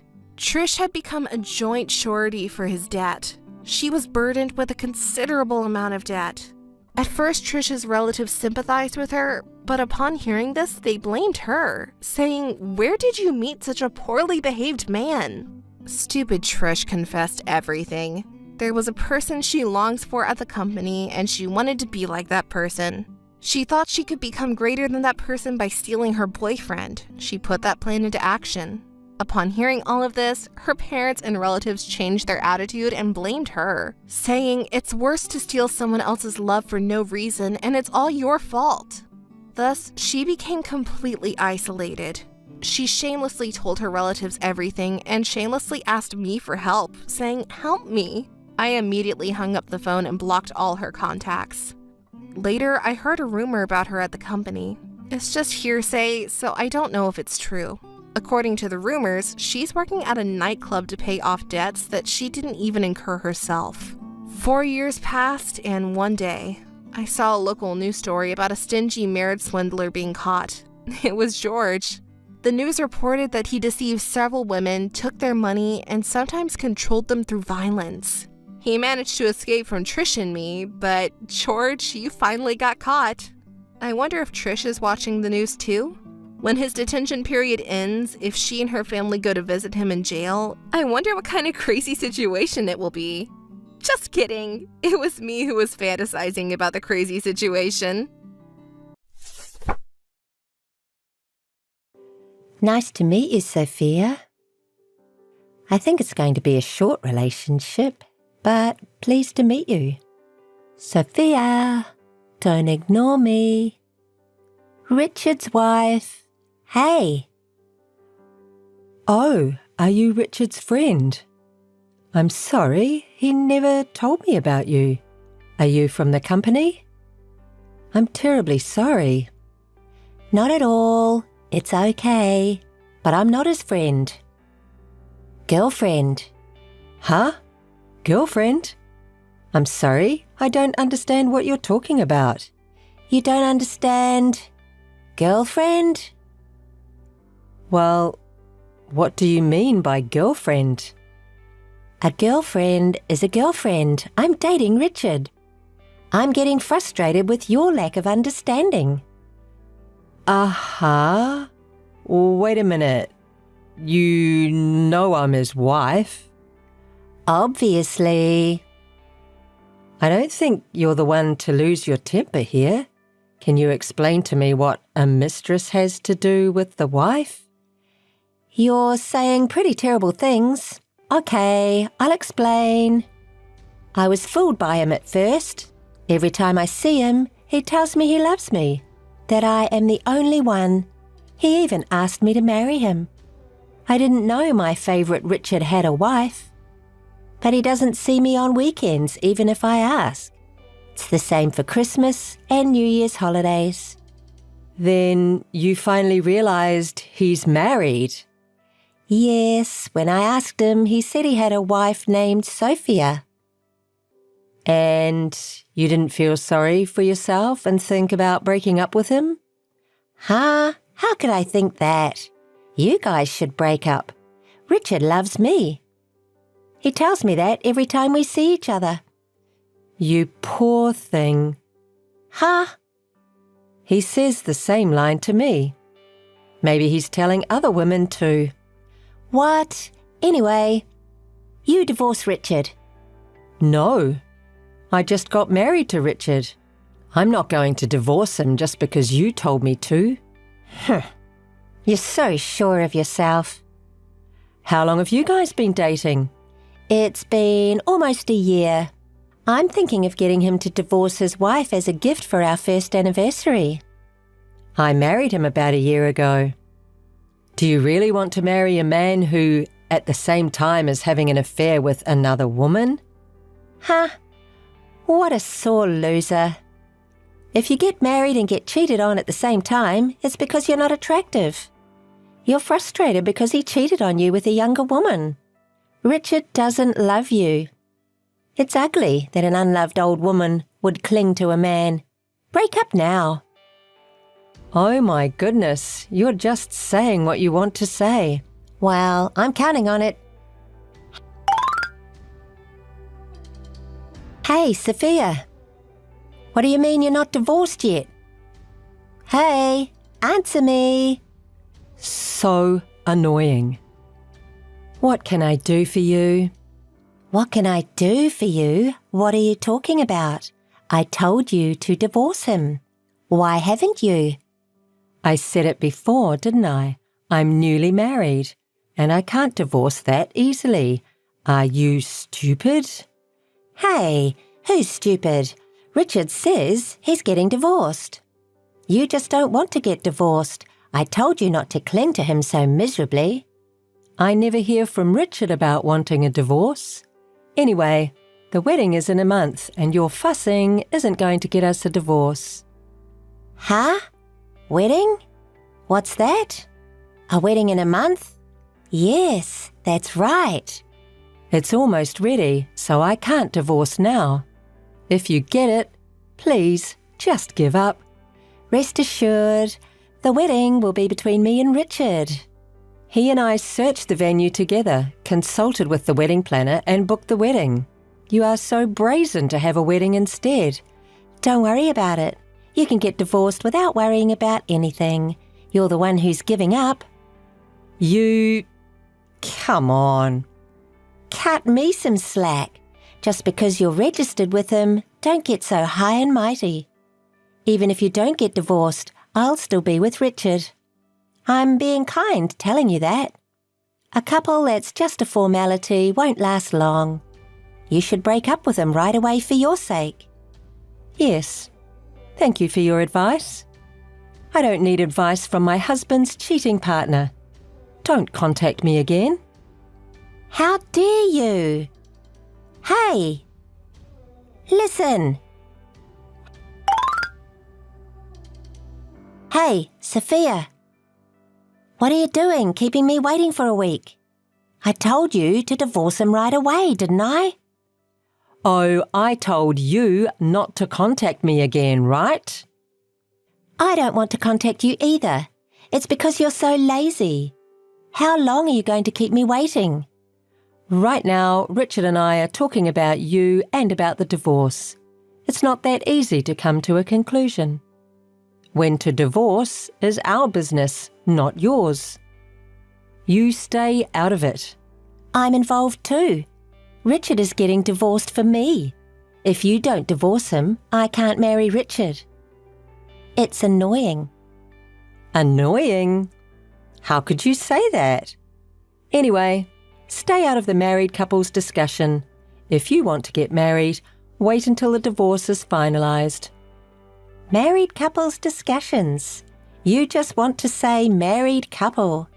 What are you two married couples? Your relationship has been cold from the very beginning. Enough.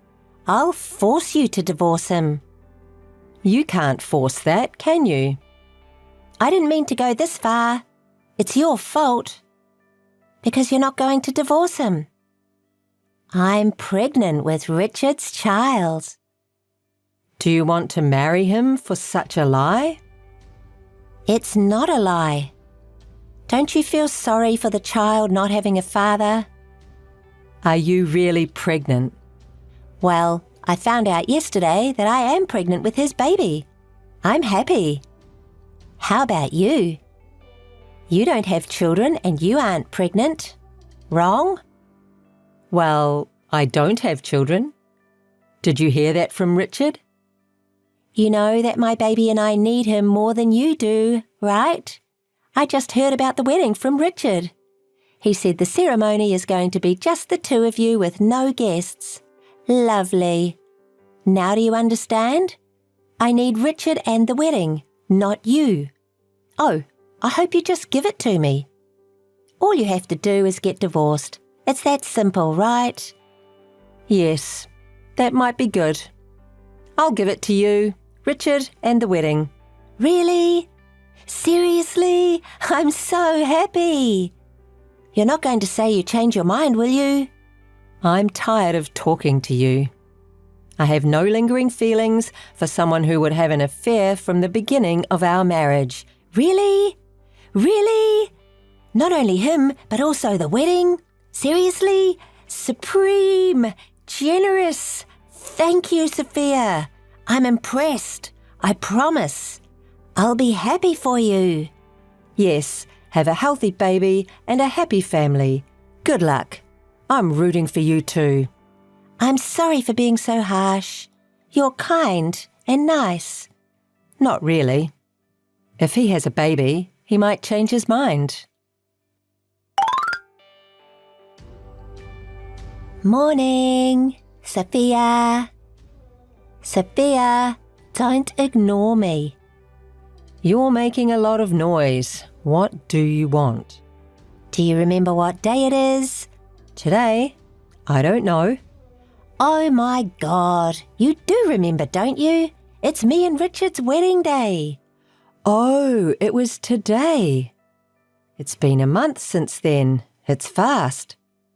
Are you preparing for the wedding right now? Yes. This is a great wedding venue.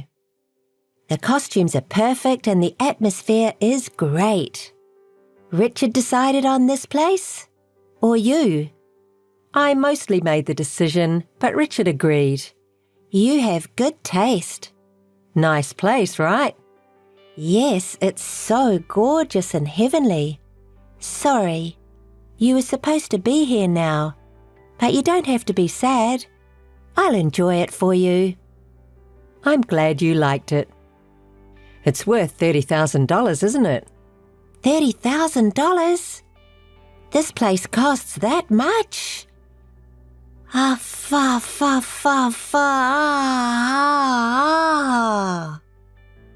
Sophia, I'm really sorry. You paid $30,000 for us? I've changed the billing address to you two. Huh? Billing? You're paying the bill. What are you talking about? You. Weddings are usually paid in advance, right? So I talked to the planner and got her to change the payment to a later date. That's a lie. It's not a lie. That's the contract. You should check it. Wait. $30,000. That's too much. We don't have any guests. As you mentioned earlier, the ceremony hall itself is new and popular, so it's expensive. I consulted with the planner and chose the best time and day. I asked for the highest ranked albums and videos. You have 5 good photographers who shoot and edit with the best equipment. Lovely, isn't it? No, I think it's lovely, but... Yes, Richard. He was originally going to be at the ceremony, so he'll pay for it, right? I don't know. I don't think he has that kind of money. It's my wedding. He'll pay. I promise. Shouldn't you talk about it before the ceremony? It's the day and you can't cancel it now, but otherwise you'll regret it later. Oh my, another sore loser at a time like this. Oh, the planner is calling. Back to the preparations. See you. Hey, Sophia. I got a bill of $30,000. What are you going to do about it? Richard doesn't have that much either. You can't just force me to pay. You made such a ridiculously expensive plan, so pay half. Don't be ridiculous. I don't see the point of paying for a wedding I didn't even have. Oh, I can't pay $15,000 even if I split with Richard. Oh, by the way, the alimony you will pay is set at $10,000. I'll charge you, so pay properly. What? Even $15,000 is impossible. Where did $10,000 come from? It's too expensive. I won't pay for that. $10,000 is within the market range. How much will Richard's alimony be if I am $10,000? Well, $15,000. About $21,000. I'm sorry you're doing the math, but Richard is a spendthrift. Don't count on him.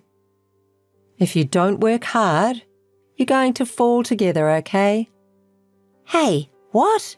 Now you're going to talk bad about him? Richard and I love each other. We'll get over the money problem. You're taking the blame on us because you weren't happy yourself. He's going to be unemployed soon. Erica, good luck supporting him. What do you mean by unemployed? What do you mean? Oh, didn't you hear from Richard? He was having an affair not only with you, but also a woman he worked with. He got fired from his job when they found out. He'll be unemployed when the handover is over. Seriously? It seems that the woman he worked with was also married.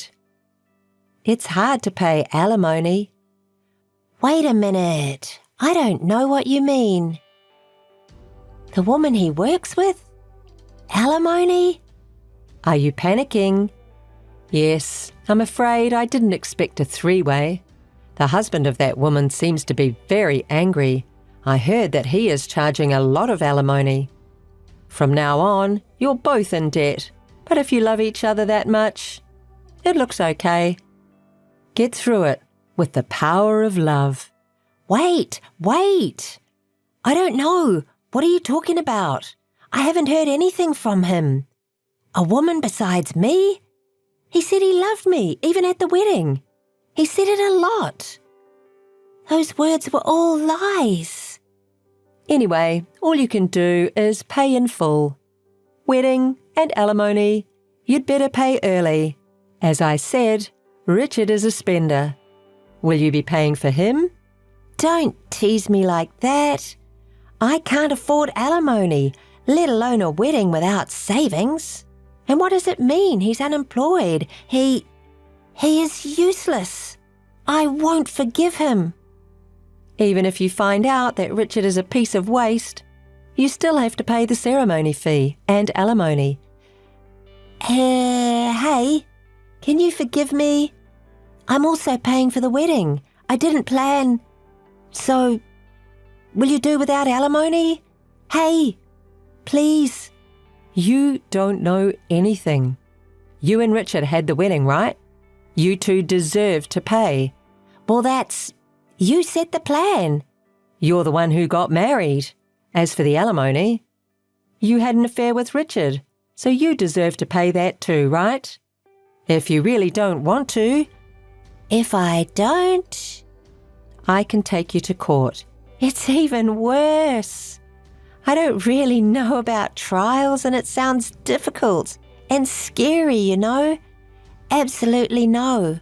Hey, Sophia, will you forgive me? I'll give you back Richard. I think I did something really wrong. I'm sorry. I apologize.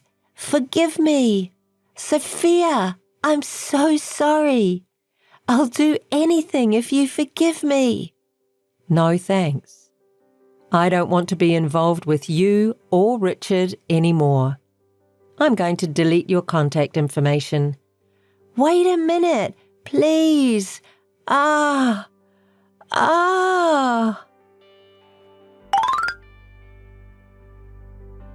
deleted Erica and Richard's contact information shortly after that. Those two seemed to have gotten into a big fight because of Richard's other woman, and they were on the verge of catastrophe. But while they were doing that, it seems she really got pregnant. They've registered for the baby, and they're living together. Well, it was a predatory marriage after an affair, so it seems that no one around helped them, even their family. That's right. It's hard to give birth, raise an infant, work, and pay off debts. Richard still seems unreliable, and I'm glad she took that plague in. You're a good person, Erica. I'm grateful.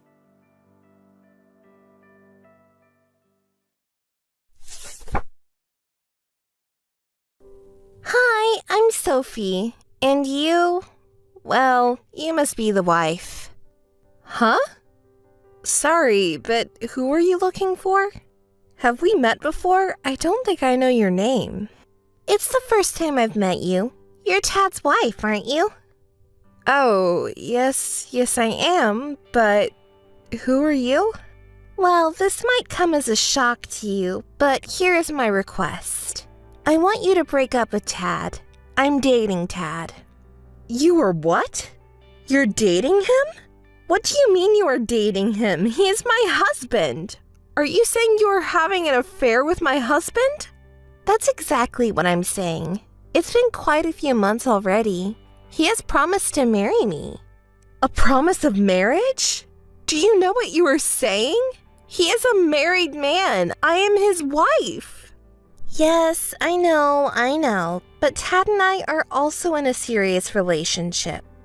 Honestly, Tad does not know I'm contacting you right now. The other day, while Tad was taking a shower at the hotel, he received a line message from you on his phone, so I sent your contact information to my phone. Wait, at the hotel? What? I can't believe what you're saying to me. It makes me sick. Tad, you were lying. You sound so surprised, and yet Tad complains about his marriage life to me almost every day. What you might not realize is that when you talk about work, it sounds like you're constantly bragging. Don't you realize how stressful that is to him? He has always felt he was being looked down upon. Well, I didn't mean to. You are a graduate of a famous elite university and you work for a big company that everyone knows, right? And I hear you're in a position of some power. So if he has to hear such sarcastic bragging from you every day, he's not gonna like that. Sweet Tad. Any good wife would change her job. Maybe something more suitable like a part-time job, a stay-at-home mom. At least then you'll be able to pay more attention to your husband and his image. I have never wanted to be nasty or condescending. I'm working with the career I've built up so far. Yes, I work hard, but it is to make our family life easier. Tad isn't looking for an easy life. What he wants is to be free from you. I'll say it again. Get divorced. No, I don't want a divorce. Let me assure you, Tad is very happy when he's on a date with me. But as soon as he gets home, he's so gloomy. It's as if he needs to report a mistake to his boss. You know what? It's painful for him to see you. When he is with me, he can relax, have fun, a life of dates and presents. Let me ask you this. When was the last time you went on a date with Tad? The last time I went on a date with Tad was... You can't even remember, can you? Tad takes me to his favorite shops and fancy restaurants almost every day, and he showers me with gifts. Are you saying Tad is with you every day? He comes home late every night saying he's so busy at work. We rarely go out together. I assumed it was because he is so tired, even during the holidays. Before we got married and as newlyweds, we used to date, travel, and get gifts. You still don't understand? Coming home late because he is supposedly at work is just a disguise for his cheating time. Well, I realize that now. I just believed Tad. You didn't believe it. You were naive. You probably speak so little at home, the bare minimum.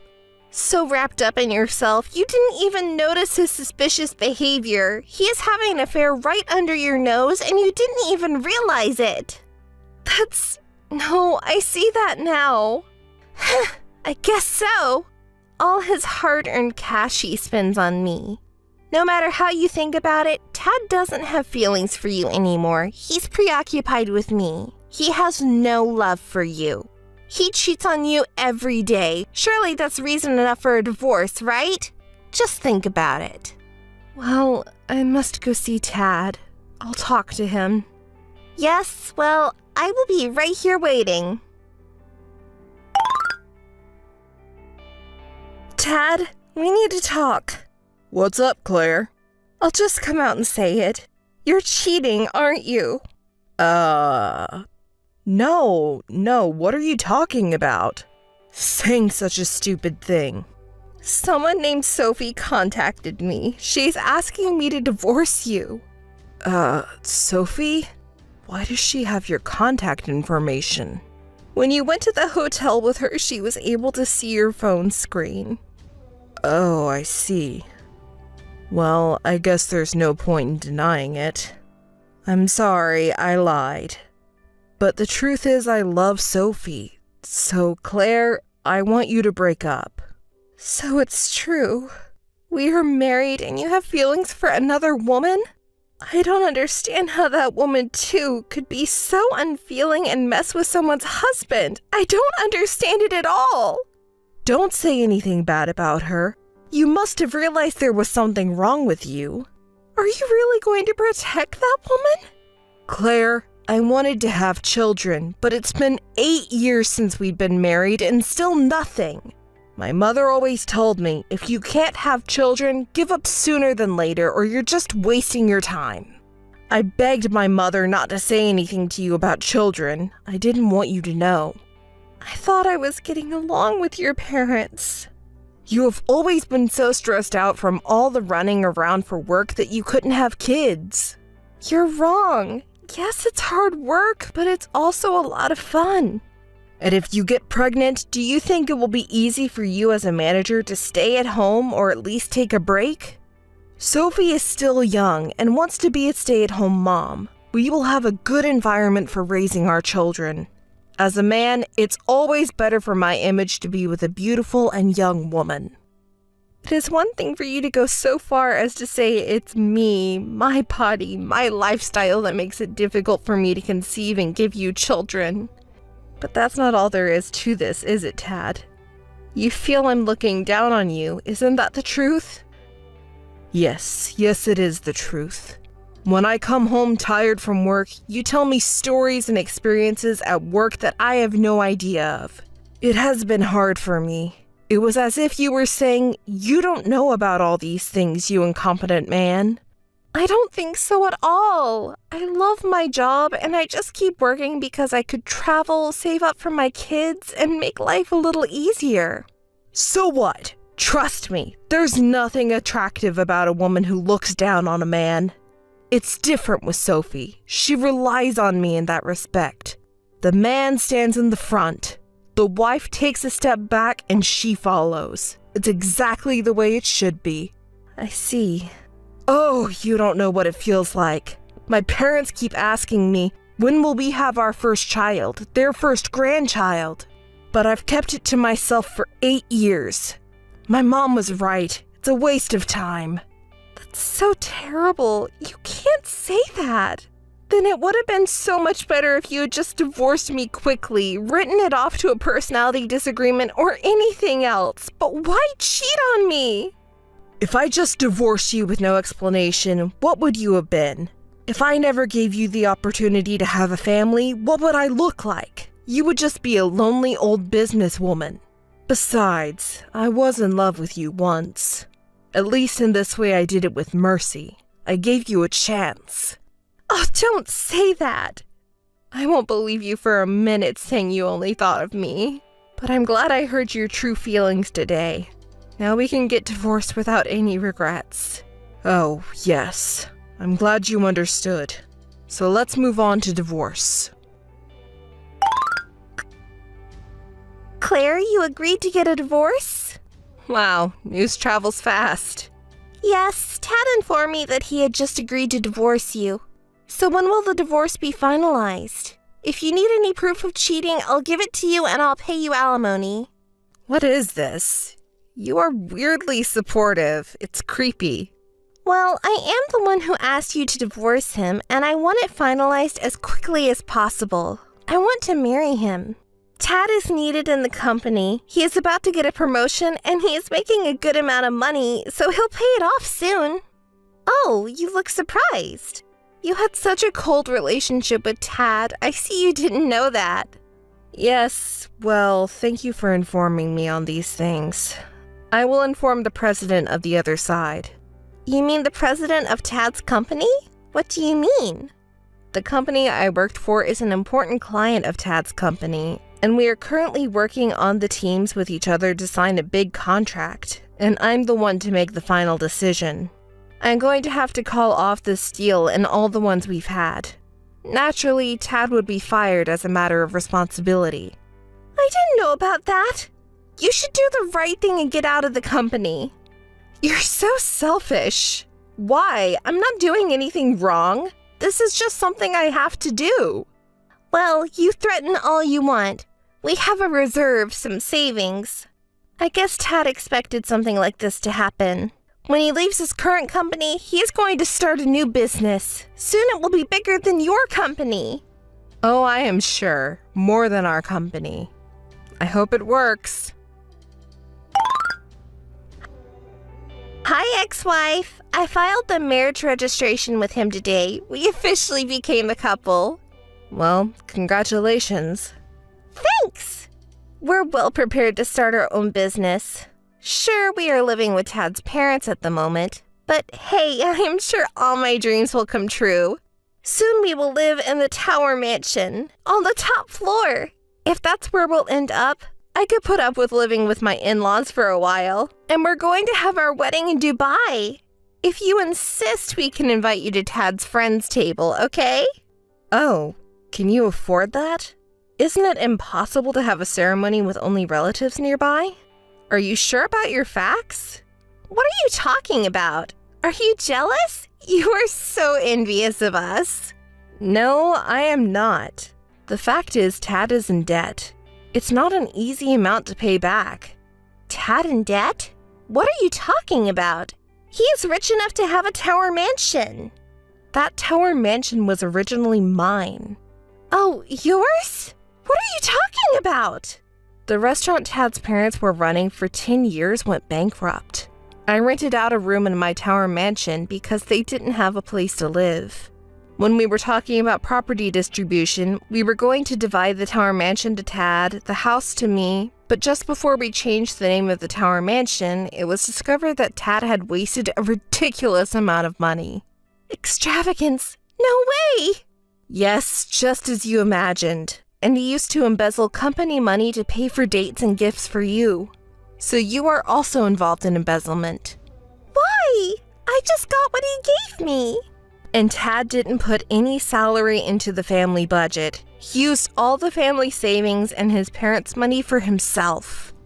Of course, that is added to the alimony. And I've already informed his company that the perpetrator of the embezzlement is Tad. I heard he had taken out a significant amount of money to fund his new startup before he was fired. The company will sue him on both criminal and civil charges. Hey, if you do that, we'll end up with a ridiculous amount of debt. Well, it depends on the upcoming trial, but it's going to be a huge amount of money. Oh, by the way, on top of this, plus the alimony for the affair against you, it's going to be a lifelong debt for the two of you. That's why your dream of living in the Tower Mansion is unfortunately not going to come true. Sophie, you did such a devious thing to a woman's husband, but what a shame that you couldn't be a rich man's wife. Such an extraordinary amount of money, and I'm not even working. I thought I could live on his earnings, and I used up my savings. So, why don't you work for a little bit? You know, I have many connections I could introduce you to. No thanks. I want to be a stay-at-home mom. I see. Well, I'm a stranger now, so it's none of my business.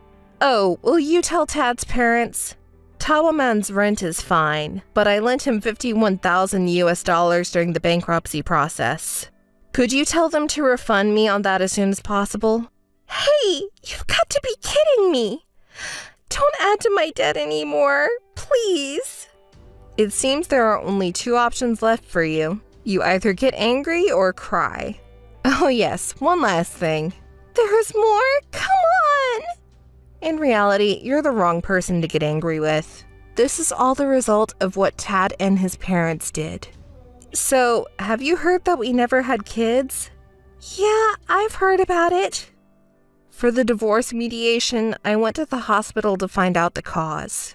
It turns out I am healthy, but Tad was the one who was the cause of us not having children. Oh no, it can't be true. We're so deep in debt and we can't even have children? I'm totally out of luck. Well, I guess you can't be expected to have kids if you're so deep in debt and with Tad's little problem. Well, that's it, Claire. I'm divorcing Tad. You're a smart girl. You must have a good idea for divorce, right? Yeah, why don't you have an affair with Tad? That way you can leave Tad and add a little to the negative amount of your property division. What are you talking about? Why should I do that for you? I will make sure you get your payment for taking my husband away from me. Oh no. Tad was sued with both criminal and civil charges by the company and owed a tremendous amount of money.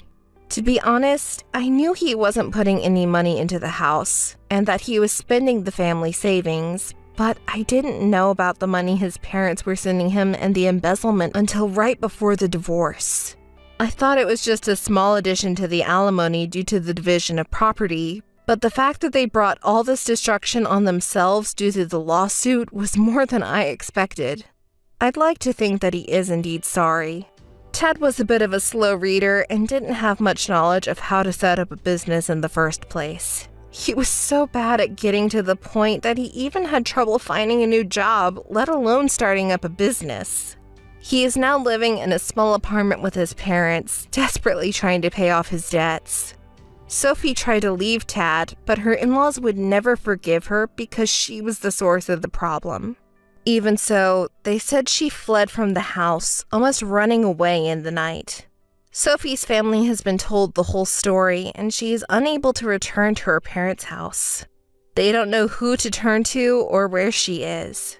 By the way, for my part, I was able to successfully sign a contract with Tad's company because they were able to fire him and hang the culprits before I could refuse. At my current company, I was promoted thanks to my past performance and this case. It's going to get busier and busier, but I am looking forward to it because I love my job.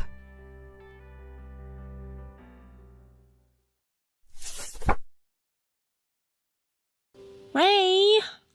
Ray! Answer right now! Yes, I apologize for keeping you waiting. You're still as slow as ever. What business do you have today? Did you go to greet your fiance and father? And what of it? Your fiance, what's his name? You mean Danny? Yes, give me Danny's contact information. Why? Just tell me already. The reason doesn't matter, does it? It does matter. Please tell me your purpose. If you have something to say to him, I'll let him know. Otherwise, there's no need to tell you. He's going to marry you, isn't he? Yes, but what's it to you? The man who becomes your husband will be my brother-in-law. He will become family, you know. Isn't it normal to want to know the person's contact information? That is... If you get it, just tell me already. But Camila, if you have something to discuss with him, please tell me. I apologize, but I cannot tell you his contact information. Ugh, it's so frustrating! You can't tell me? Is there a reason for that? Are you trying to hide something from me? Explain it so I can understand.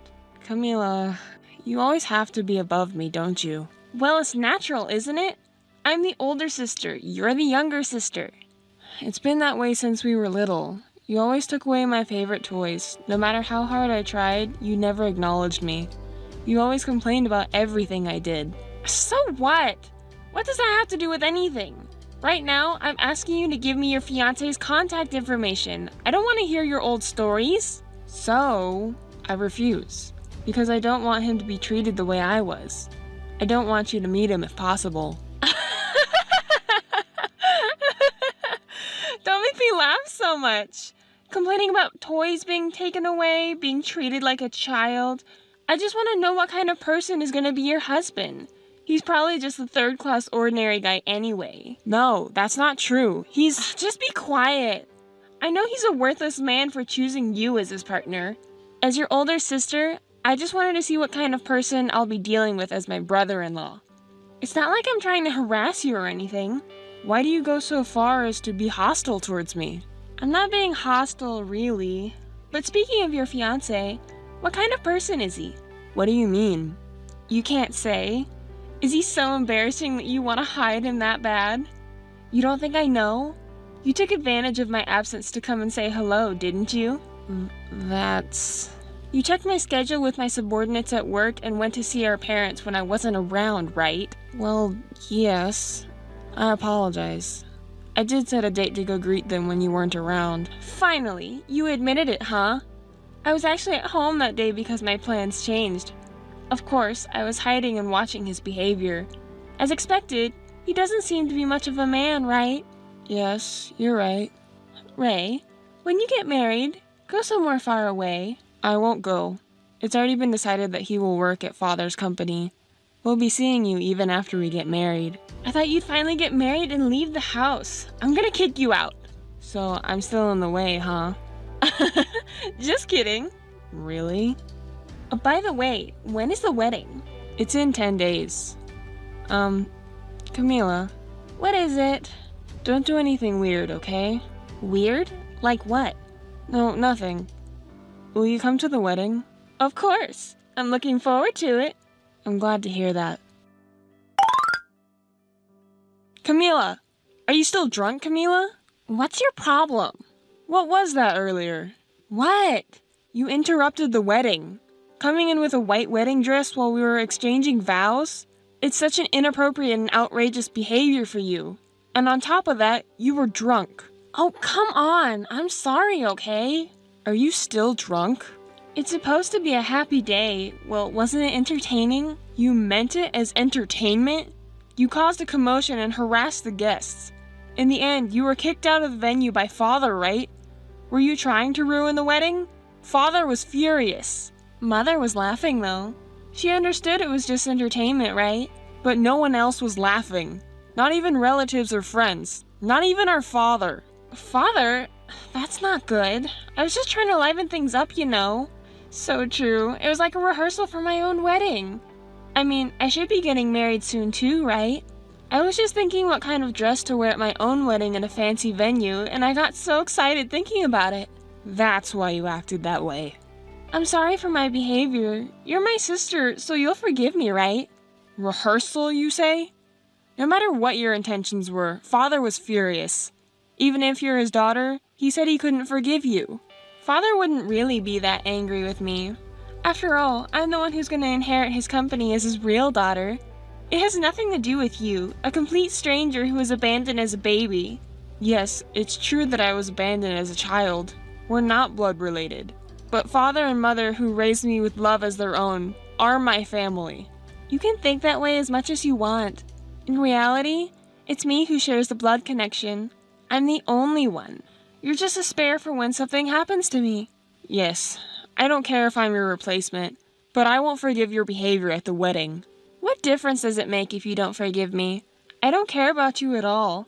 Just do your best so you won't be abandoned by your fiance. What do you mean? If he works for Father and leaves you, you will have no relationship with our family. You got married and left home, so of course, right? What? What do I have to do for you to recognize me as family? I've been trying so hard all this time. Your efforts are worthless. It's something commoners do. Just do your best not to be abandoned, okay? Camila!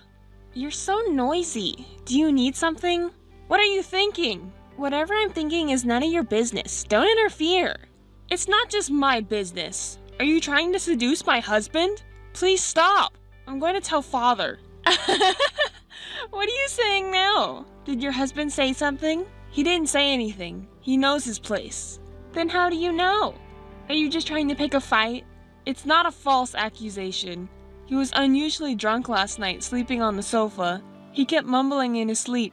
So what? It's your husband sleep-talking. It's none of my concern. I don't have time for this. I couldn't hear what he was saying, but sometimes he said Camila. Maybe he has a mistress with that name?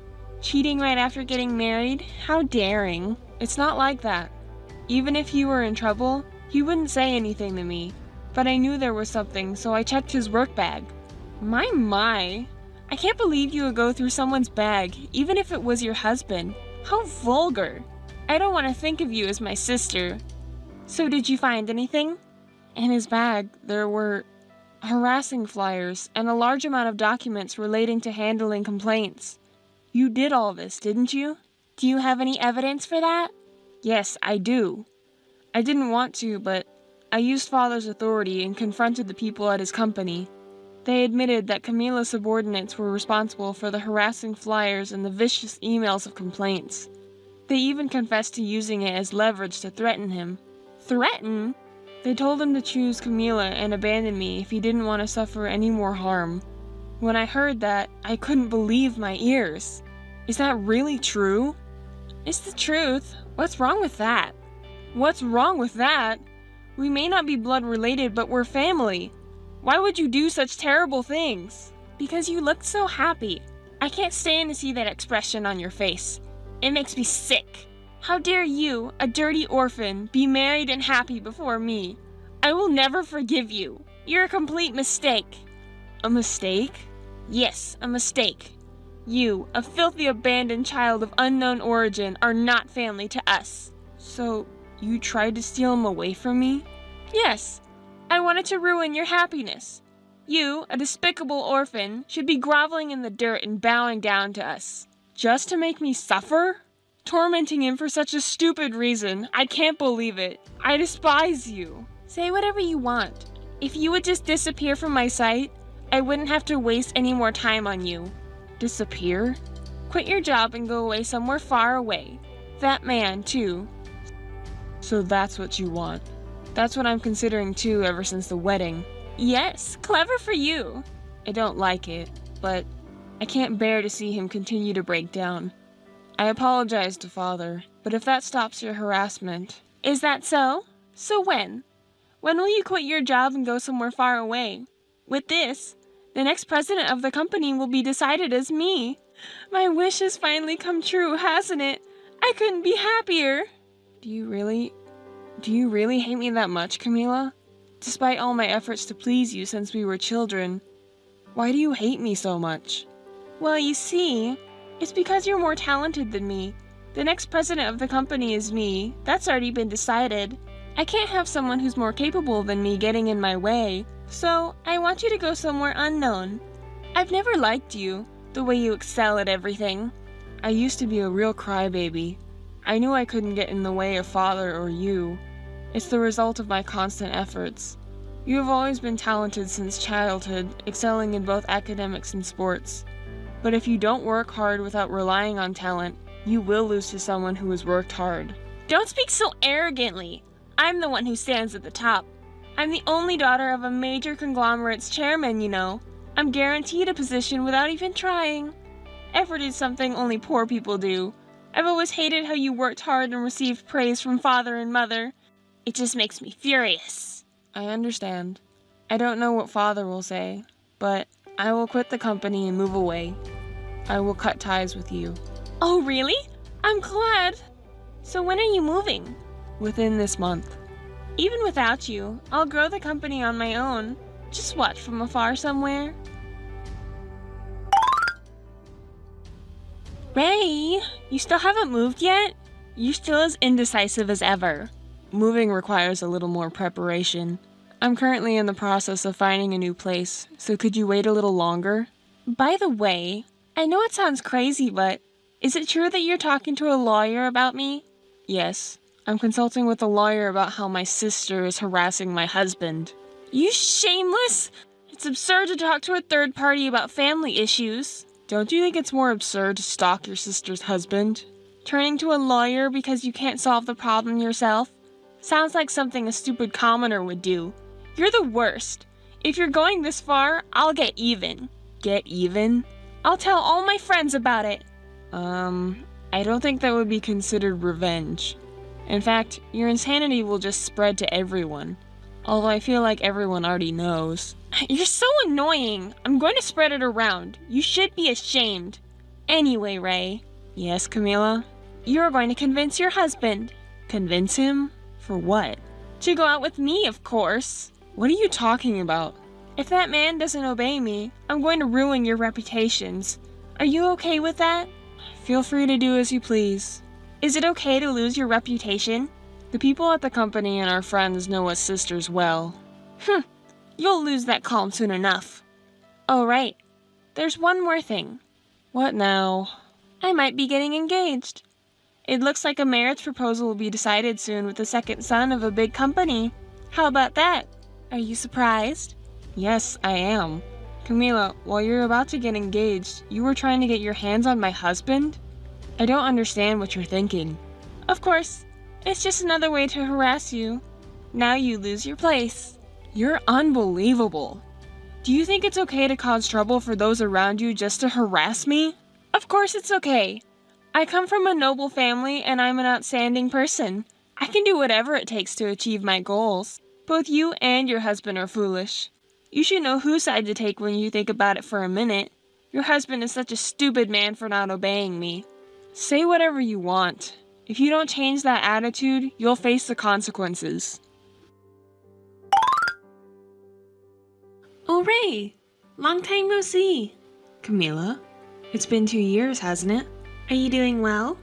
I'm doing well, but do you have any business with me? It's not that big of a deal, but I heard rumors about you, you know? They say you and your husband started a company together. It's probably nothing special, but I was just curious about how things are going lately. As your older sister, I'm worried, you know? Be grateful. You don't need to worry about me, Camila. It's none of your business.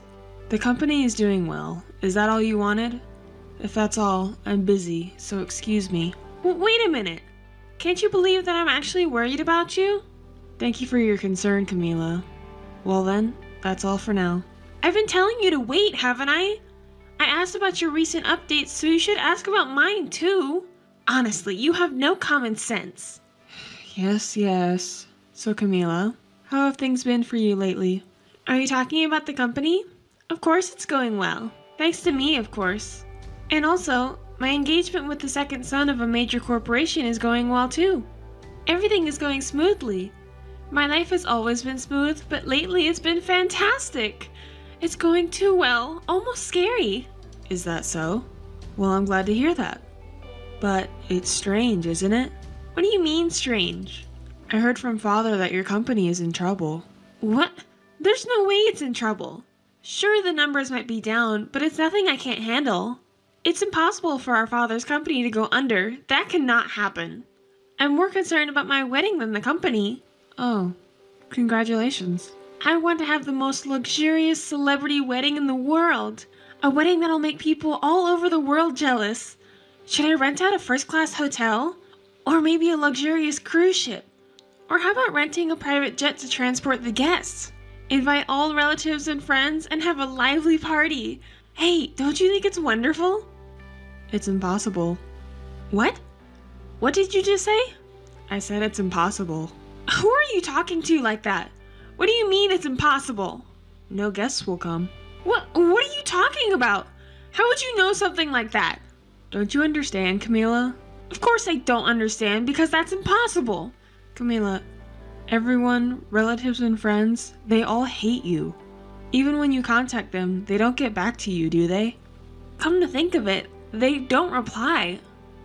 Why is that? What did I do? It's because of your disgraceful behavior at my wedding 2 years ago. That's the reason. But I was trying to liven up the wedding. You were making a fool of yourself. Everyone knows it was harassment towards me. That's why no one will attend your wedding. In fact, even if you contact them, they will ignore you. That's a lie. For such a petty reason. But there's no reply to your messages, right? Yeah, there's no reply. I thought it was strange. This is what you deserve, Camila. Just because of that, you think that I would give up? That's right. If you miss the wedding, you'll be fined. Then everyone will have to attend. This is ridiculous. That's exactly what they'll ignore, right? No, I'll use whatever means necessary, even my father's prestige or anything else. I will make this wedding a success, no matter what.